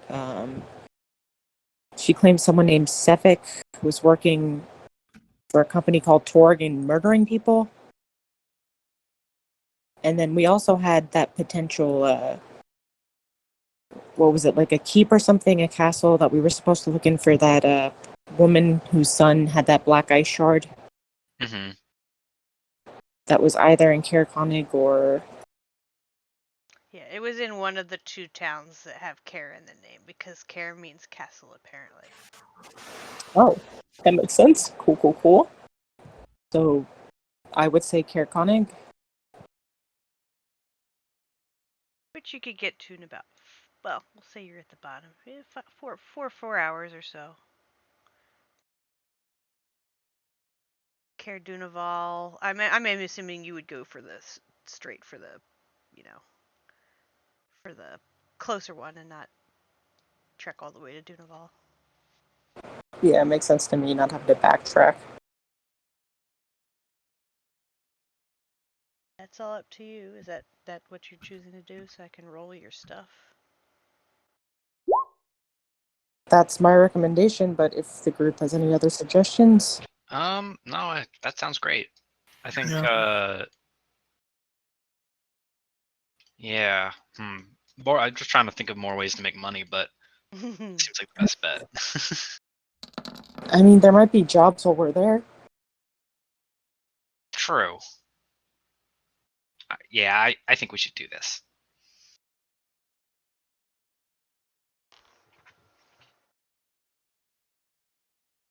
Okay, so give me a second here. Do. I do have this marked, don't I? I do not.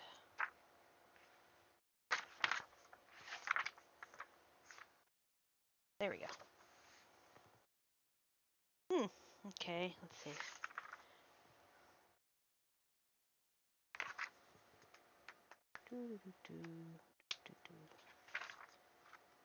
How come you guys never get the fun stuff? I mean, fun for you or fun for us? We're just lucky that way.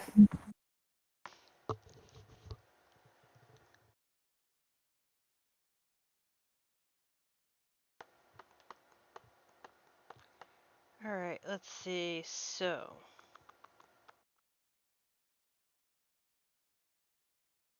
Let me see.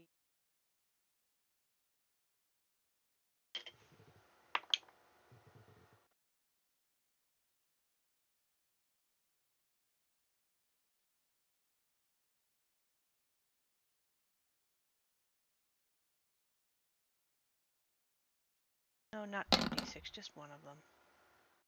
So, around noon, you guys are trucking across the snow. You see a group of about 8 ragged heading across, sort of crossing your path, heading, I guess, like northeast, I guess, as you're, heading towards Caer Konig. As you get closer, Estelle, you would recognize from their gear and having spent some time. I don't know which tribe you spent time with. Tribe of the Elk. They're not elk tribe. Mm-hmm. And since they're not openly hostile to you, you know that they're not tiger or wolf. So they're probably bear tribe. But they just seem to be set on getting to wherever they're going. They're indifferent to you, much like the dwarves were.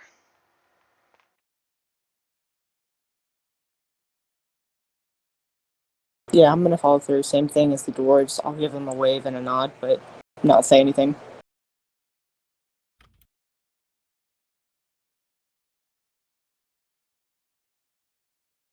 I'll nod to them as well. Just a wild wave from Huskast back. Yeah, they barely even acknowledge you. They just kind of keep going. They seem like Estelle would know that they tend to keep to themselves. Up here. And that's the only thing you encounter. The weather behaves itself, and It takes you a couple hours, but you arrive in Caer Koenig, which actually, give me a sec to grab you guys. I know you can't see. I need to grab your tokens.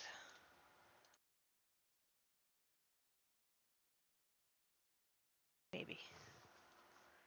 Let's see how much extra crap I get. Oh, you're already there. Look at that. I had foresight and put you on a map. Your mind. It's very dark though. Yeah, let me fix that. I don't know why they set these maps. Well, I guess because it's a blanket setting for the maps to have them be dynamic lighting. Can you see now? Yep. Yeah. So you arrive in the town of Caer Koenig. Let me open that page before I fall asleep. Oh. Is there blacksmiths here in this town? Give me a second.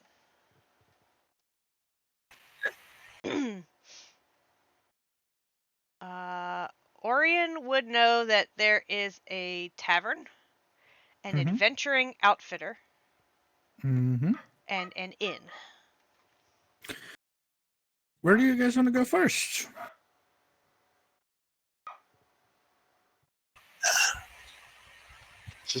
Chair. Perhaps tavern first and get a drink. That's fine with me. Maybe we can ask the barkeep if they know anything about Suffolk. So, but basically, this town is sort of like a tiered hill. There's a lower area closer to the lake, and then like this is sort of like terraced, and up at the top there is would appear to be the ruins of a castle. Just for descriptive purposes. You can see as you like arrive. There's no wall. There's no town wall. There's no gate. It's fairly small, but and you can see like the harbor is fairly frozen over. Like the boats are kind of stuck, crushed by the ice as it shifted. It's sort of one of the northernmost towns in the area.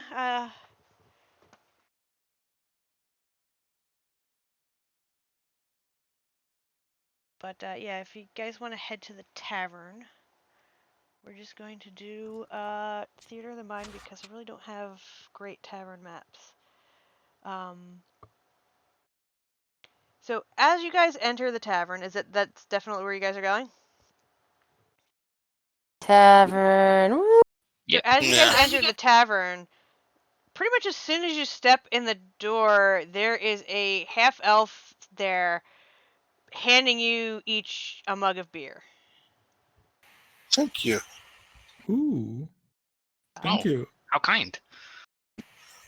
And you notice on the sign that the tavern is called the Hook, Line, and Sinker.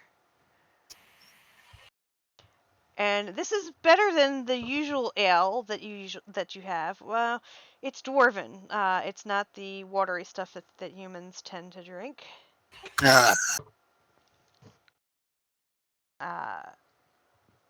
But the man sitting at the door basically is welcome. First one's on the house. And he says, I'm the tavern keeper. Name's Eglindar, but most call me Glenn. And he just basically gestures and enjoy your time here. I'm sure we will. Thank you.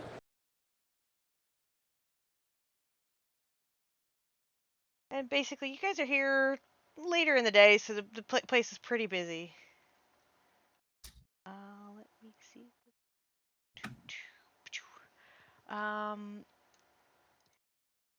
You guys want to roll me some perception checks?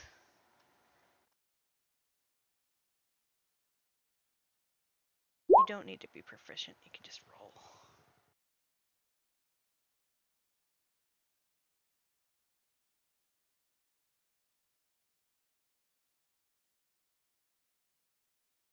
Big guy is literally swinging his head backwards and forth, making sure to not hurt Gizmo if Gizmo's still up there. To keep an eye on everything around him. As I enter, I'll head to the fireplace and just start to play a tune on my flute.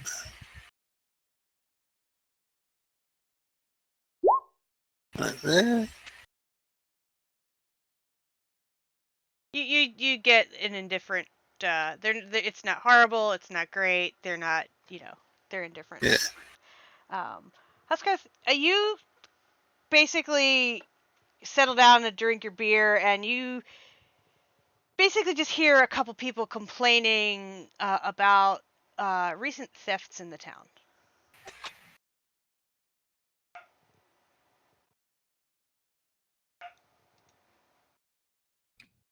Hmm.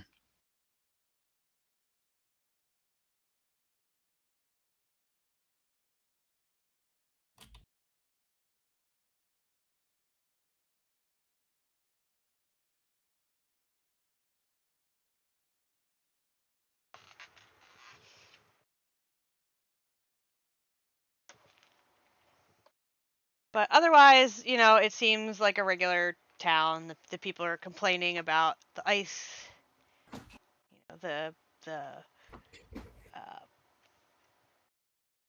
the fact that the town is getting, having trouble. But really, other than what Huskar hears, just a normal chatter.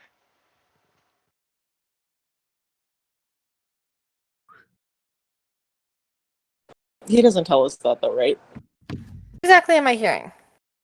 Just people complaining about recent thefts in the town. Okay, so it's just about the thefts. Got it. You're basically just hearing that mixed in with the chatter, but nothing specific. Just All right. Yeah. So that's something that I'd report to my party, since that just sounds normal to me in a big city. In a not big city, any type of city location that's not like a village or wandering between. So.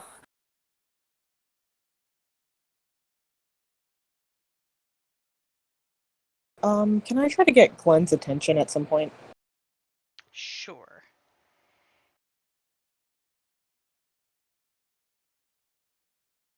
He's basically, he's got one guy working the bar, and he's kind of standing at the table or the door, and he repeats that with everybody that comes in. The first one's on the house. Hey, I hate to interrupt, but would you mind if I asked you just a quick question, Glenn? Sure. Yeah, we're interested. I heard something about a merchant, a traveling merchant by the name of Torgs. You wouldn't have happened to hear anything about that in town recently?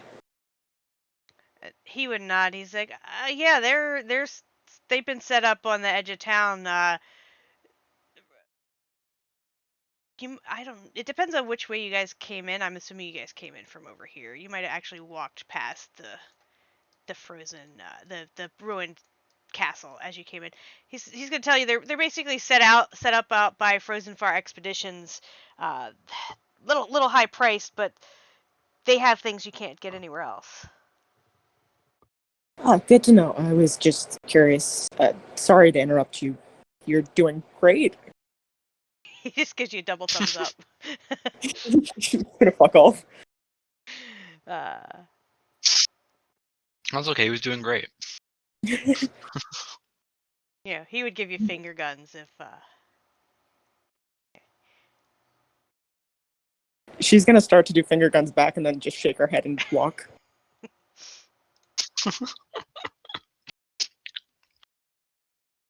Yeah. So I'll head back to the group. If we wanted to look into the murder thing, apparently they're by Frozen Expeditions, is it called?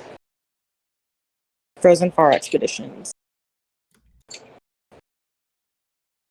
The merchant is still sitting. He would have, and I can't tell if this is on the GM layer or not. So let me try to move it off of the GM layer.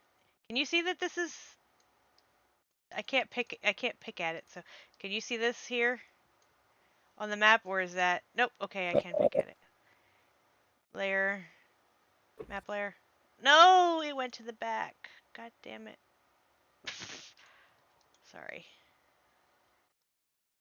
So, can you see that now? Yeah. He would have told you it's on the northern edge of town. And possibly a little information like, yeah, that's where you go to get dog sleds and adventuring gear for all those crazy people who come here and decide they want to go die out in the tundra.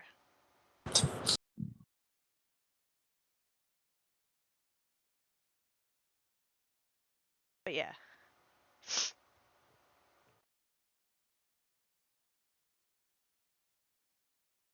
And you guys are currently here at the hook, line, and sinker.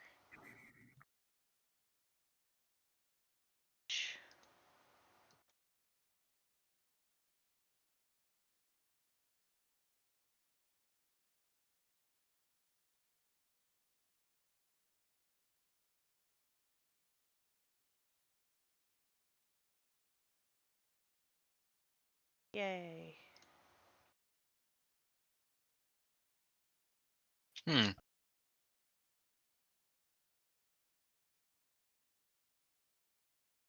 Oh hell. Gizmo will join in, do a dance. You're helping with the flute. Yeah. Do I need to roll performance or? Helena can roll with what's it called? Advantage, so she can roll another d20. Okay. Or another flute roll. You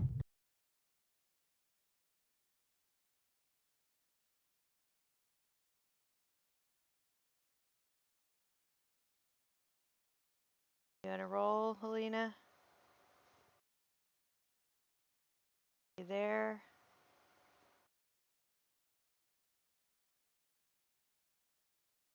Hello? Maybe not. Helena, are you still with us? Oh no, we lost him. What? That's not good.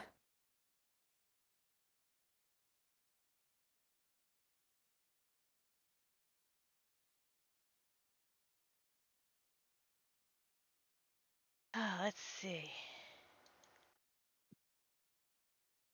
Don't know. Let's see.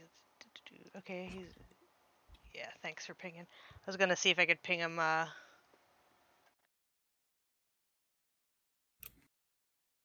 He didn't say anything about going anywhere. Microphone issues? I would think he would type something somewhere if he had microphone issues. Oh yeah. Hmm. Real life issues?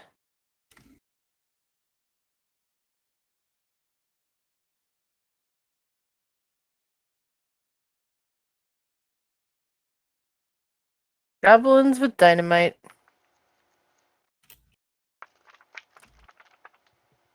Do they have dynamite or just fireworks? Fireworks.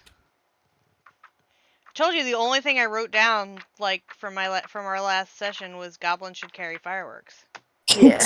I'm just looking at the picture you posted, and Yeah, that looks like I mean, the one looks like he has Goblin. dynamite, but the things that are popping around the caravan look like fireworks. Yeah, it's probably. Yeah. That's a goblin for you. Oh, he's typing. Yeah, sorry about that. No problem. Everything okay? What's that? Are you alright? Yeah, that was just, we're missing a cat and I was trying to find it. Oh no. Oh. That's never good. She's really scared of anybody that comes. I just think she probably hid again. Ah. Cats are really good at squishing into places that you wouldn't think they could squish into. Yeah.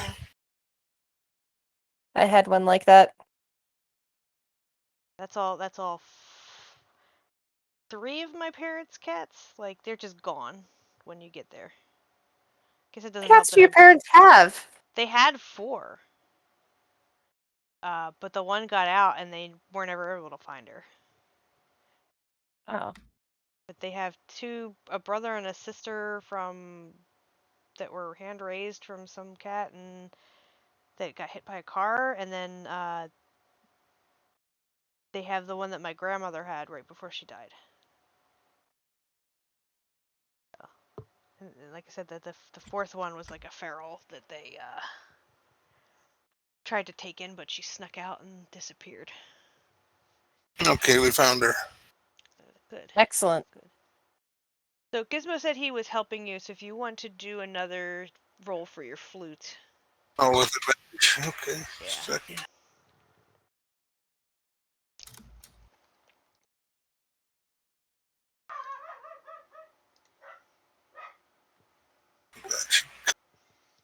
Can I just have a new tab, please? Thank you.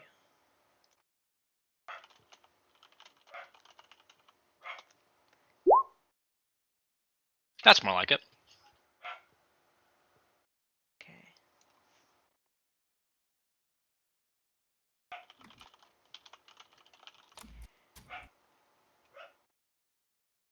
I don't really know how to roll for how much tips you guys get.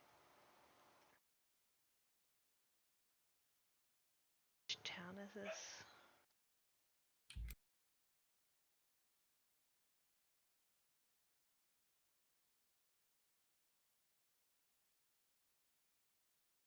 Comfort.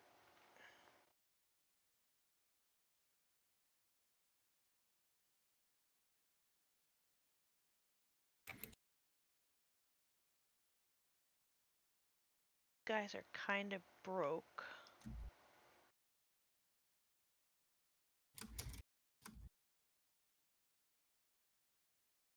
Do you not want to roll my d4? Come on. There you go. So between all the people in the tavern, you managed to make about 5 golden tips. Oh, Which is a bit much, but I only meant to roll 1d4, but it rolled 2, so I'm just gonna go with it. 5 gold each, or just 5 gold? 5 for... gold to split. Okay.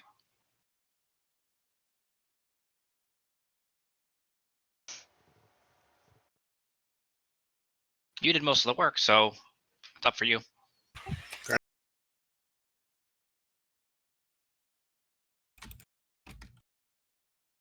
Gizmo as a manager.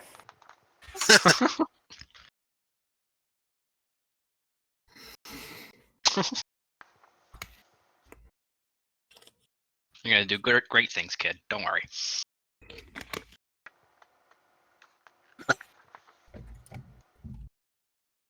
yeah, I guess technically Helena might look like a kid to you, but I don't know if she actually is. Probably not.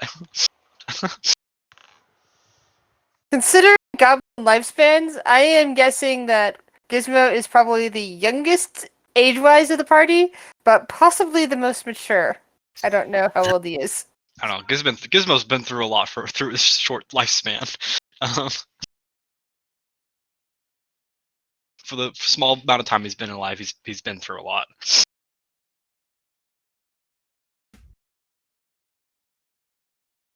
Should we get a dog sled? So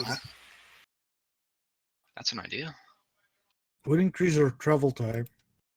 Yeah, Yeah. dog sleds cut your travel time by about 50%. So Bugs, like, especially with me, and we need to be able to feed them. yeah, let me see what That's it says fine. about dog sleds. I mean, think you can't have we to just pay like feed it 50. whatever? They cost like 50 gold to buy, but then I'm not sure like upkeep wise. Seriously, I mean, book, you're already coming apart. Can't we just feed them whatever we find / kill?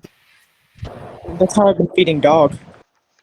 Yeah, like if we kill another Yeti, that's probably enough food for dogs for a long while. Yeah, you don't get, if you guys buy I a didn't dog harvest sled, that by one. the way, you don't get to have a dog sled full of dogs to attack stuff. Just letting Fair. you know. Because that was a That mess. was the only reason we were getting one. No. So, let's see. Get axe beaks. I think they're more expensive, right? I think the axe beaks you can't ride. Well, it can carry. Okay, so it says axe beak allows it to run across snow. It can carry as much weight as a mule. Domestic axe beak can be purchased for 50 gold. So what you're saying is they're not chocobo. It's. I mean, a mule can carry a person, but I'm not sure about a minotaur. Gotcha. Yeah, I'm too big for that. An empty dog sled costs 20 gold, weighs 300 pounds, and has room at the back for one driver. A sled dog costs 50 gold, so the dogs are 50 gold each. And Ooh. wait, a sled dog uses the wolf sled. It sounds like you only need one dog per sled, according to this. Because it says a sled dog can pull 360 pounds. So it can pull the sled plus another 60 pounds. If I'm reading this correctly. I mean, yeah, but don't we weigh more than 60 pounds? But Well, I'm which means assuming you basically can the have only more than one person dog because one there's no sled way. and dog could bring would be Gizmo. Yeah. It's so that it says empty sled costs 20 gold, weighs 300 pounds, and has room at the back for one driver. A sled dog, use the wolf stat block, costs 50 and can pull. I'm guessing that you can have like 4 dogs and that somehow allows them to spread the weight. I don't know how that works. It doesn't really explain. Stupid. Sled dogs. The same way it works in real life. Yeah, an axe, and then an axe beak. It just says can carry as much weight as a mule. So let's see, how much can a mule carry? 420 pounds.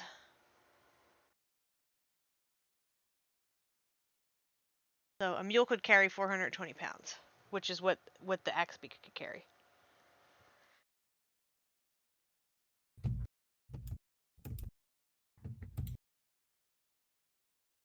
But I'm really confused by the dog thing. Like, do you get like 6 dogs in one sled and then like only one person can drive it? But seems weird. Something I'm going to have to research. Yeah. Because it doesn't really give you full details on how dog sleds work. I know if the expedition place will rent them to you, but they're fairly exorbitant. Yeah. At some point, I will actually ask the innkeeper if he knows any town that has a blacksmith that's easy to find. He would ask you, what are you trying to buy? I'd tell him I need to buy some scale armor to wear. He kind of thinks for a minute, and he's like, well, I heard there's a dwarven smith over in Bremen. And you would remember that there is a smith there, because that is where you delivered the iron that you got from the dwarves.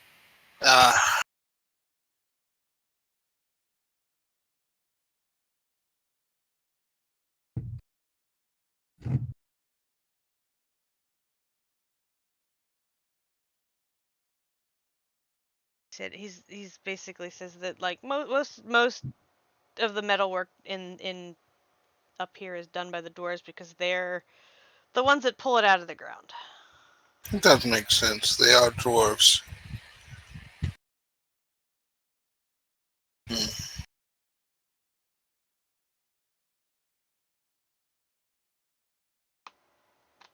So what would you guys like to do? Hang out at the tavern? Check out the caravan that you were hunting down? Thinks at the tavern sounds good. Unless Yeah. did we turn in the quest, or did we decide that no, those people are all dead, we shouldn't go back there?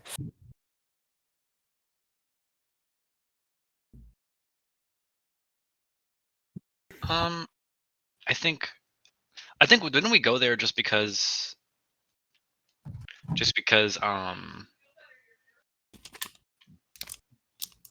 out of like moral obligation to check on those guys? Yeah, yeah, we Yeah. did. I don't think we went there because like we already turned in the quest and they were like, okay, we kind of wish you All wouldn't right. talk to people, but Well, see, we had the quest of saving that one guy. If we had known we were supposed to save the other people as well, when it first went in there, like if his husband had told us that, then maybe would have stopped and saved them too. But since still we're all got new, stuff. He did tell you that he had people up there. Now, I wasn't present for that specific Mhm. thing, but didn't y'all tie him up and Yeah, like you throw basically him in tied the him up fire? and drug him away and didn't listen to him. Yes. So yes, you did know. So no No, excuses. no. I've said his husband didn't tell us because we'd already agreed we were going to save him, and we decided that no, we only need to save him, and trying to save other people we don't know if are still alive could put this guy in danger. So we need to rescue him first and then come back. Well, and that's why you didn't get any of the loot from that quest because you That's fine. That's did that's not a listen. choice. Yeah, we just played our characters. It's a and gaming we- choice. That's how those work. I know. I just love the logic. Well, the husband didn't tell us to do it, even though we had to tie the him up and take him back while he begged us not to leave those people on the mountain. There was no proof that they were alive at the time. That some of them might have been, but we Hon- had no proof of that. honestly, Gizmo just found enjoyment out of tying him up. So I mean, there was no real monetary reason why.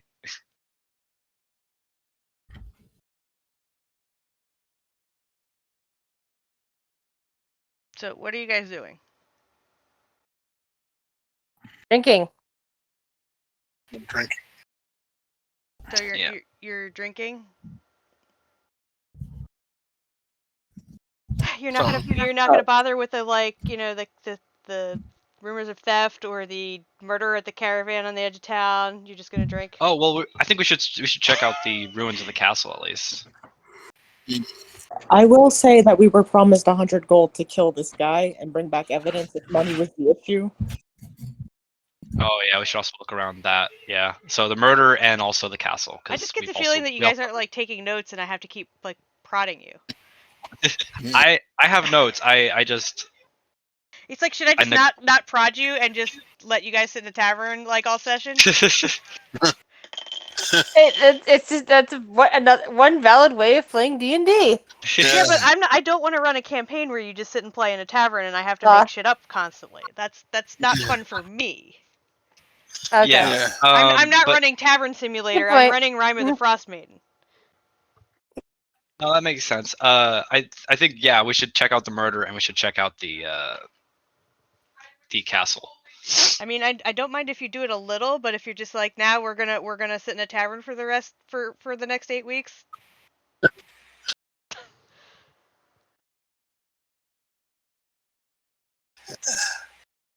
Sorry, I just am not good enough at improv to make sitting in a tavern Okay. for. I got it.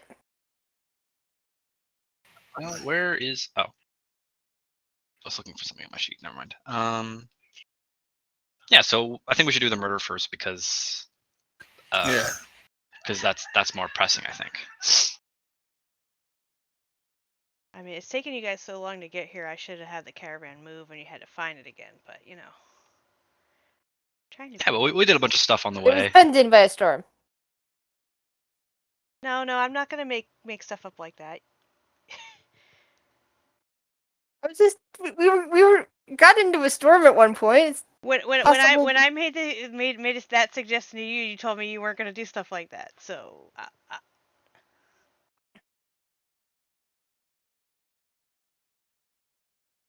I was actually referencing the storm that we got trapped. We were in for a bit. Okay. Oh, it's a big area. Just because it hit one area doesn't mean it hit another. All right. I mean, you're traveling like 20-30 miles. It could snow here and not 20-30 miles from me. So. All right, anyway.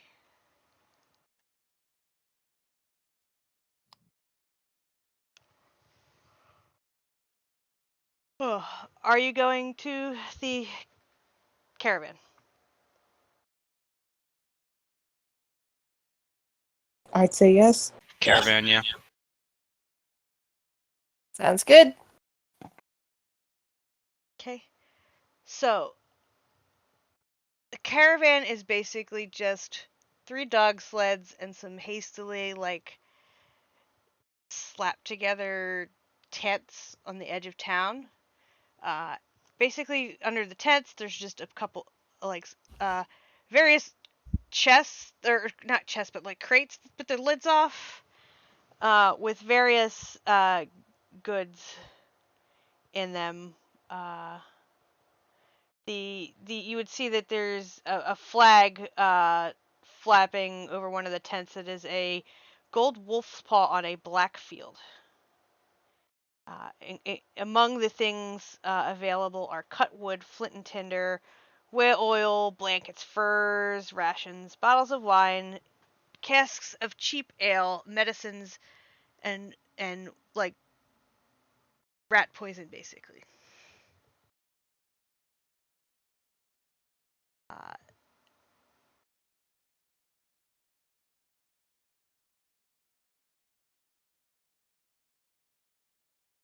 Hmm.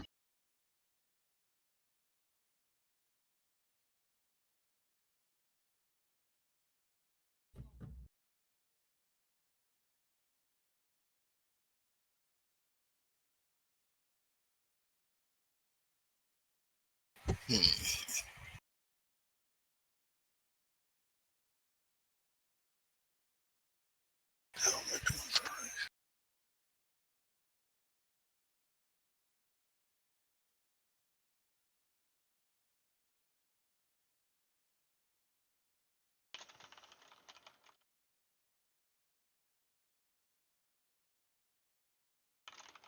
Look over at Gizmo and say, "So, what are we doing?" Well, we gotta find out and catch this murderer.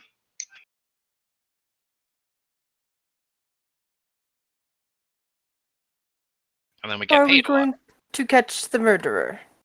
Do we know what they look like? If I remember correctly, we got a description, right, Turtle? let's see. What did she tell you? We got a name or a. She gave you a name of a man named Cephik Caltro. Let me We. see if it gives me more information about that. Oh yeah, I think that's all. That's all I have. I just found it.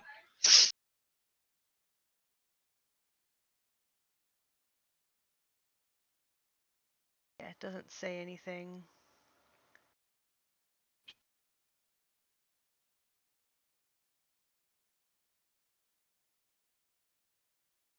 Oh, she would have mentioned that he's a bit odd, and I don't remember if I told you guys this. He's a bit odd in that he doesn't seem to wear any cold weather gear. He That, he that Hmm. might he make him stick out. he just basically waltzes around in regular gear, like the cold doesn't bother him.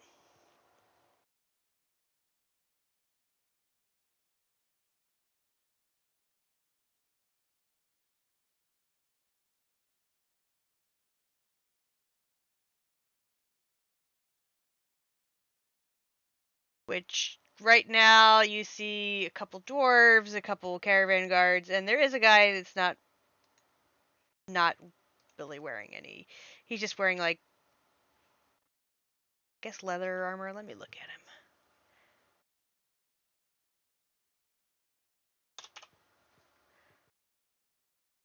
Give me his character sheet. There you go.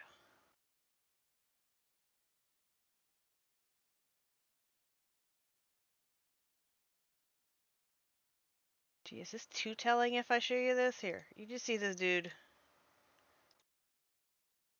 Everybody else is bundled up like, He you looks know, normal. yeah, he Yeah, the nice sword. That looks creepy.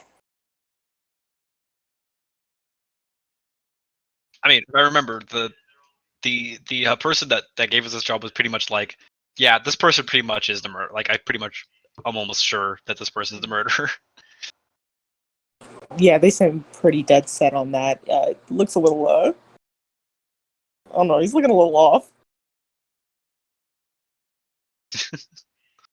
but he's basically sticking close to a dwarven woman who's basically watching over uh, the stalls, if you want to call it that.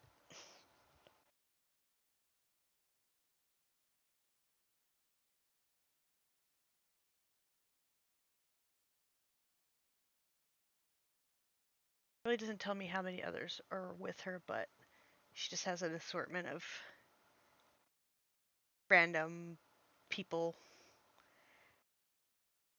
4 others, just generic humans.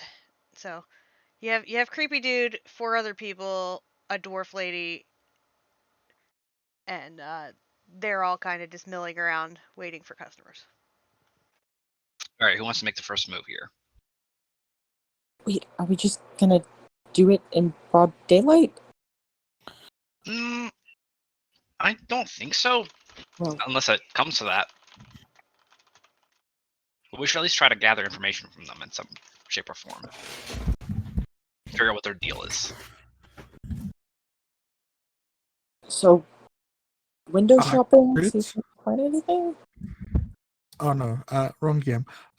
Turtle, could I use my criminal contact to find out where? Who do you want your criminal contact to be? Do you know someone in this Uh, town? I know someone in every town, I think. I don't know. Yeah, it doesn't really say. You have a reliable contact. Yeah, I'm gonna try and use that ability to find out, to ask him or task him with finding out where they stay the night, which is probably the best way to ambush them Okay. or deal with them in any way. So I'm basically using that to get some like juicy information so we don't have to stalk them all day. Okay. Let's see. So, I guess you play Whisper Going down the over to lane somehow. I don't know how. You're right. Yeah. Thought I heard somebody say fuck. Please? No. You cut off like halfway through what you were saying, so all I heard was uck. So I thought you were Darn saying. it. Too tired. Too tired. Ugh. Not talking loud enough. No. Huskath was asking, why don't we just go over and talk to them? Because he's suddenly hearing plans to ambush or watch from a distance, and he's like, well, the guy's right there. Why aren't we going over to talk? That was my Just initial walk up to him and be like, Because "Excuse me, are you the murderer?" yeah, because we don't want to get arrested and thrown into jail. How's that for an answer? Big horn man. What jail? It's not illegal to ask people if they're murderers, and I think they legally have to tell you. Yeah, sure. I don't know. That doesn't sound like a good. That sounds like a good way to get murdered, also. But I mean, if you guys want, you can go talk. I'm gonna skitter off and talk with a friend for a sec. We can out murder these fools. Look at them. I don't know. He has a pretty cool sword. He's pretty much naked in the cold. That's insane. I'm not quite sure we're as powerful as we think we are. I think we're fine. That's not normal.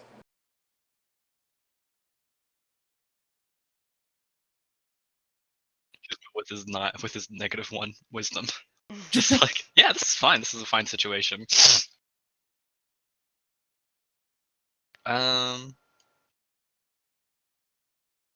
So, by the way, Orion, your contact, you would kind of get back that they stay at the local inn, which is called the Northern Light, and it's building here.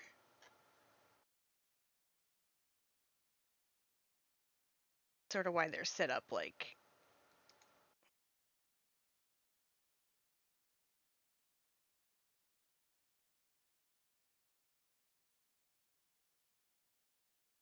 We should at least get their vibe. So I think Gizmo's gonna climb off of Huskath. Thinking of just debating if I should come in with a disguise or not. I think I'll actually walk over to him and I say, "You work here at this place?" Who are you talking to? Sefik? Yeah. He kind of nods and he says, "If you want to buy something, talk to Torga." And he points at the. He's like, "I'm just a bodyguard." And he points at the dwarven woman. Okay, so I walk over to her. "What kind of wine do you have?" Let's see, what kind of wine does she have? She just says, she's like, I just have what I have. You know, I don't. It's I can't really vouch for it. She points at the crate. Ah, I just buy what what's available. It costs a pretty penny, but I don't drink my profits. Plus it's wine, and I'm a dwarf. Yuck. you're a dwarf and I'm an elf. Oh, how interesting. But, so you can't vouch for any of this wine. She says, I've been told it's good, but I don't drink it. How much for a bottle? God, now I gotta look up prices for a bottle of wine.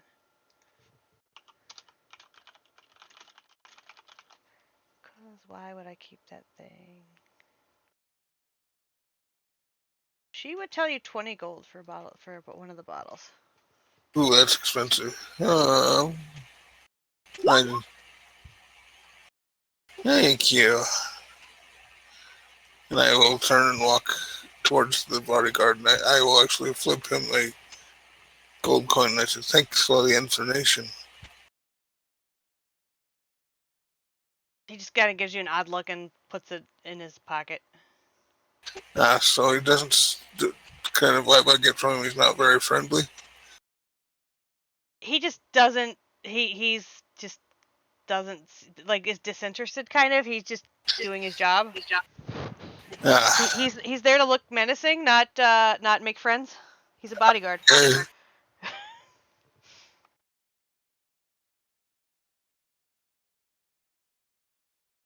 Drink wine.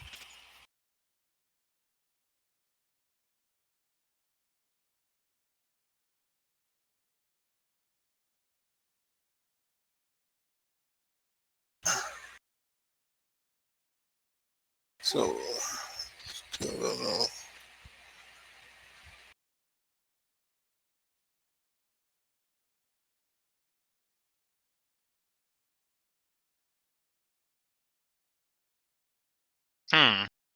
I'll walk up to Sefik. I Greetings, just realized I friend. forgot to roll on the wild magic table when I went into a rage. It's okay. He's going to just look down at the goblin. And he's going to basically tell him the same thing. If you want to buy something, talk to her. And he jabs his finger at the dwarven lady. No. I want to talk to you, good friend. I'm just so curious because I, as not from here, am very bothered by the constant cold. I'm just wondering how you are keeping warm throughout this entire eternal winter. He just kind of gets an odd smile and he says, "I was born on the holiday of midwinter, and the frost maiden blessed me. I don't feel the cold as much as others." Oh, so you like the Frost Maiden? He just shrugs. He says, "She looks out for those who praise her." Okay. Can I get a general insight on this guy? Sure. Not much. Just a quick vibe check. Yeah, from what you gather, you know, you know that there's a like the midwinter holidays. He's basically saying he was born on Christmas, and that was the Frost Maiden's gift to him. Was that her cold didn't bother him. To Interesting. put it in more, you know, sense of like everyday terms. Okay.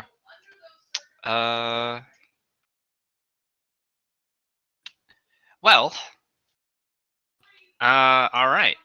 What does your caravan do exactly?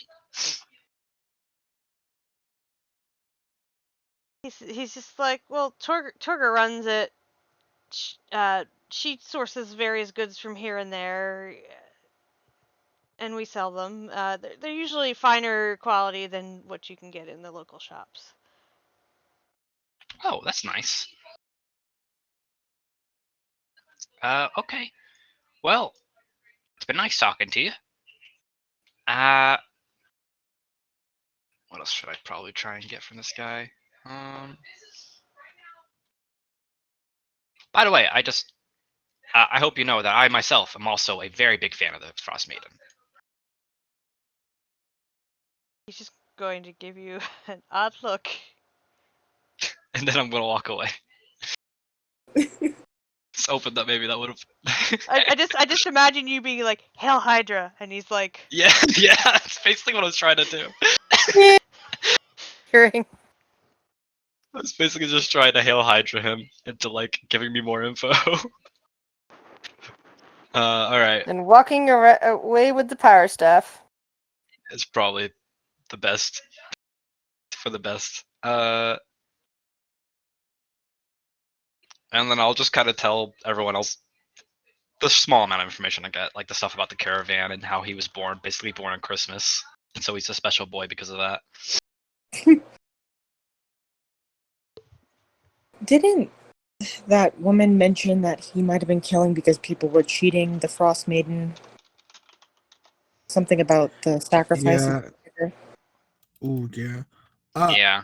Oh, Chris, can I make a check this? Oh, no. Why do I Person keep saying again. Chris? Yeah, wrong person. Maybe Yeah, you it's should just say, "Hey, GM." Hey, GM. Would I happen to know if his sword has any religious links to the Frost Maiden? Because it looks like an icy sword. Give me a religion check. Why did I not get proficiency in religion? I'm a Why? cleric. You're a cleric. I know. Damn. I'm You're the also one I a wrote that liar. quote about earlier. To be fair, I am more criminal than a religious person, but yeah. Yeah, I don't know. This is weird frost people religion. I'm just here to counter that. I don't know what the Frost Maiden's up to. It's not my domain. As long as people die, it's good for me, you know? Yeah. So you basically get the gist that It's a cool sword. it's a cool sword. It's you're not even sure what it's made out of. It looks icy, but it could just be some fancy metal. Since It looks cool. yeah. I want the cool sword. And he's actually dressed in pretty nice clothes, like for like they're fine clothes. He's a Oh, I just realized. Can I go sell some geodes? sure. Or did we I'm already not do sure if that? anybody here would buy them. Uh, probably not the outfitters. You basically just have an inn and tavern and like an expedition outfitter that like Okay. is sort of Next like a time then. Himalayas base camp. You can get all your Sherpa gear there Yeah. Next time then. and hire guides. I just saw that I had 100 gold pieces worth, so I was like, oh, that's true. And Alright. generally, like I don't force players to like sell stuff. You can just assume you have 100 gold, unless you want to keep them as gems for Oh, reasons. word. I mean, can I use those as spell components? They're just like amethyst geodes. I don't know. They're worth 50 gold a No, piece, so they would count as yeah, a I gem mean, are they of. diamonds? They're amethysts. I'll keep them just in case. I'll see. I don't need the money yet anyway, so it's good.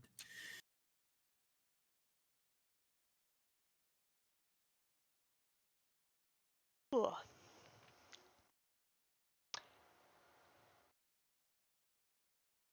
So you guys rolled in here around like 5 p.m. probably spend a little time in the tavern. You see that the caravan is sort of packing up for the night. At this point, they're giving you weird looks because you're basically just standing there staring at them, I assume. Probably not. I'm playing it cool. We should probably fuck off. But yeah, if you're anywhere in the vicinity, you'd see they're packing up for the night, and loading stuff back up on the dog sleds and sort of heading over to the inn for the evening.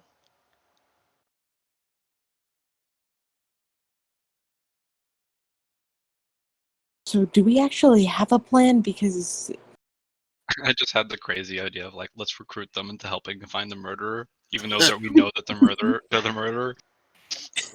Hey, has my criminal contact come back to me yet with some juicy info? So you're basically asking where they spend the night and everything? Yeah, I'm basically trying to figure out what their routine is to see if there's like an opportune time to ambush them.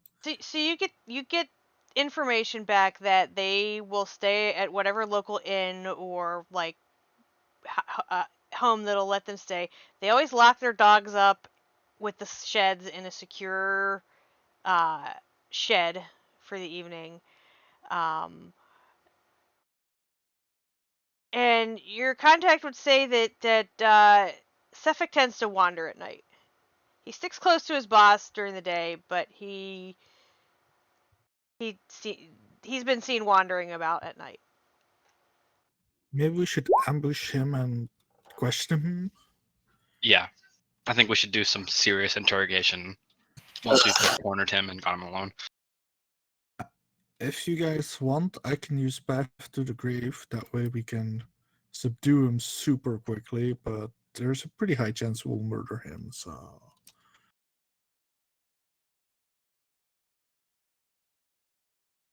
Is that too fun?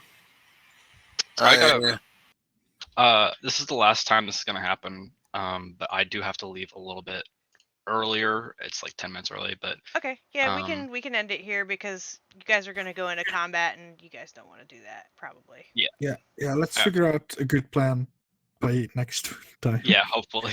Yeah, That's our you homework. can conspire privately if you want, so you can surprise me, or you can do it in the Rime channel. Either Okay. way. All right. I'll see you guys. All right. all right, Yeah, I'll go to bed too then. great. Thanks, y'all. See ya.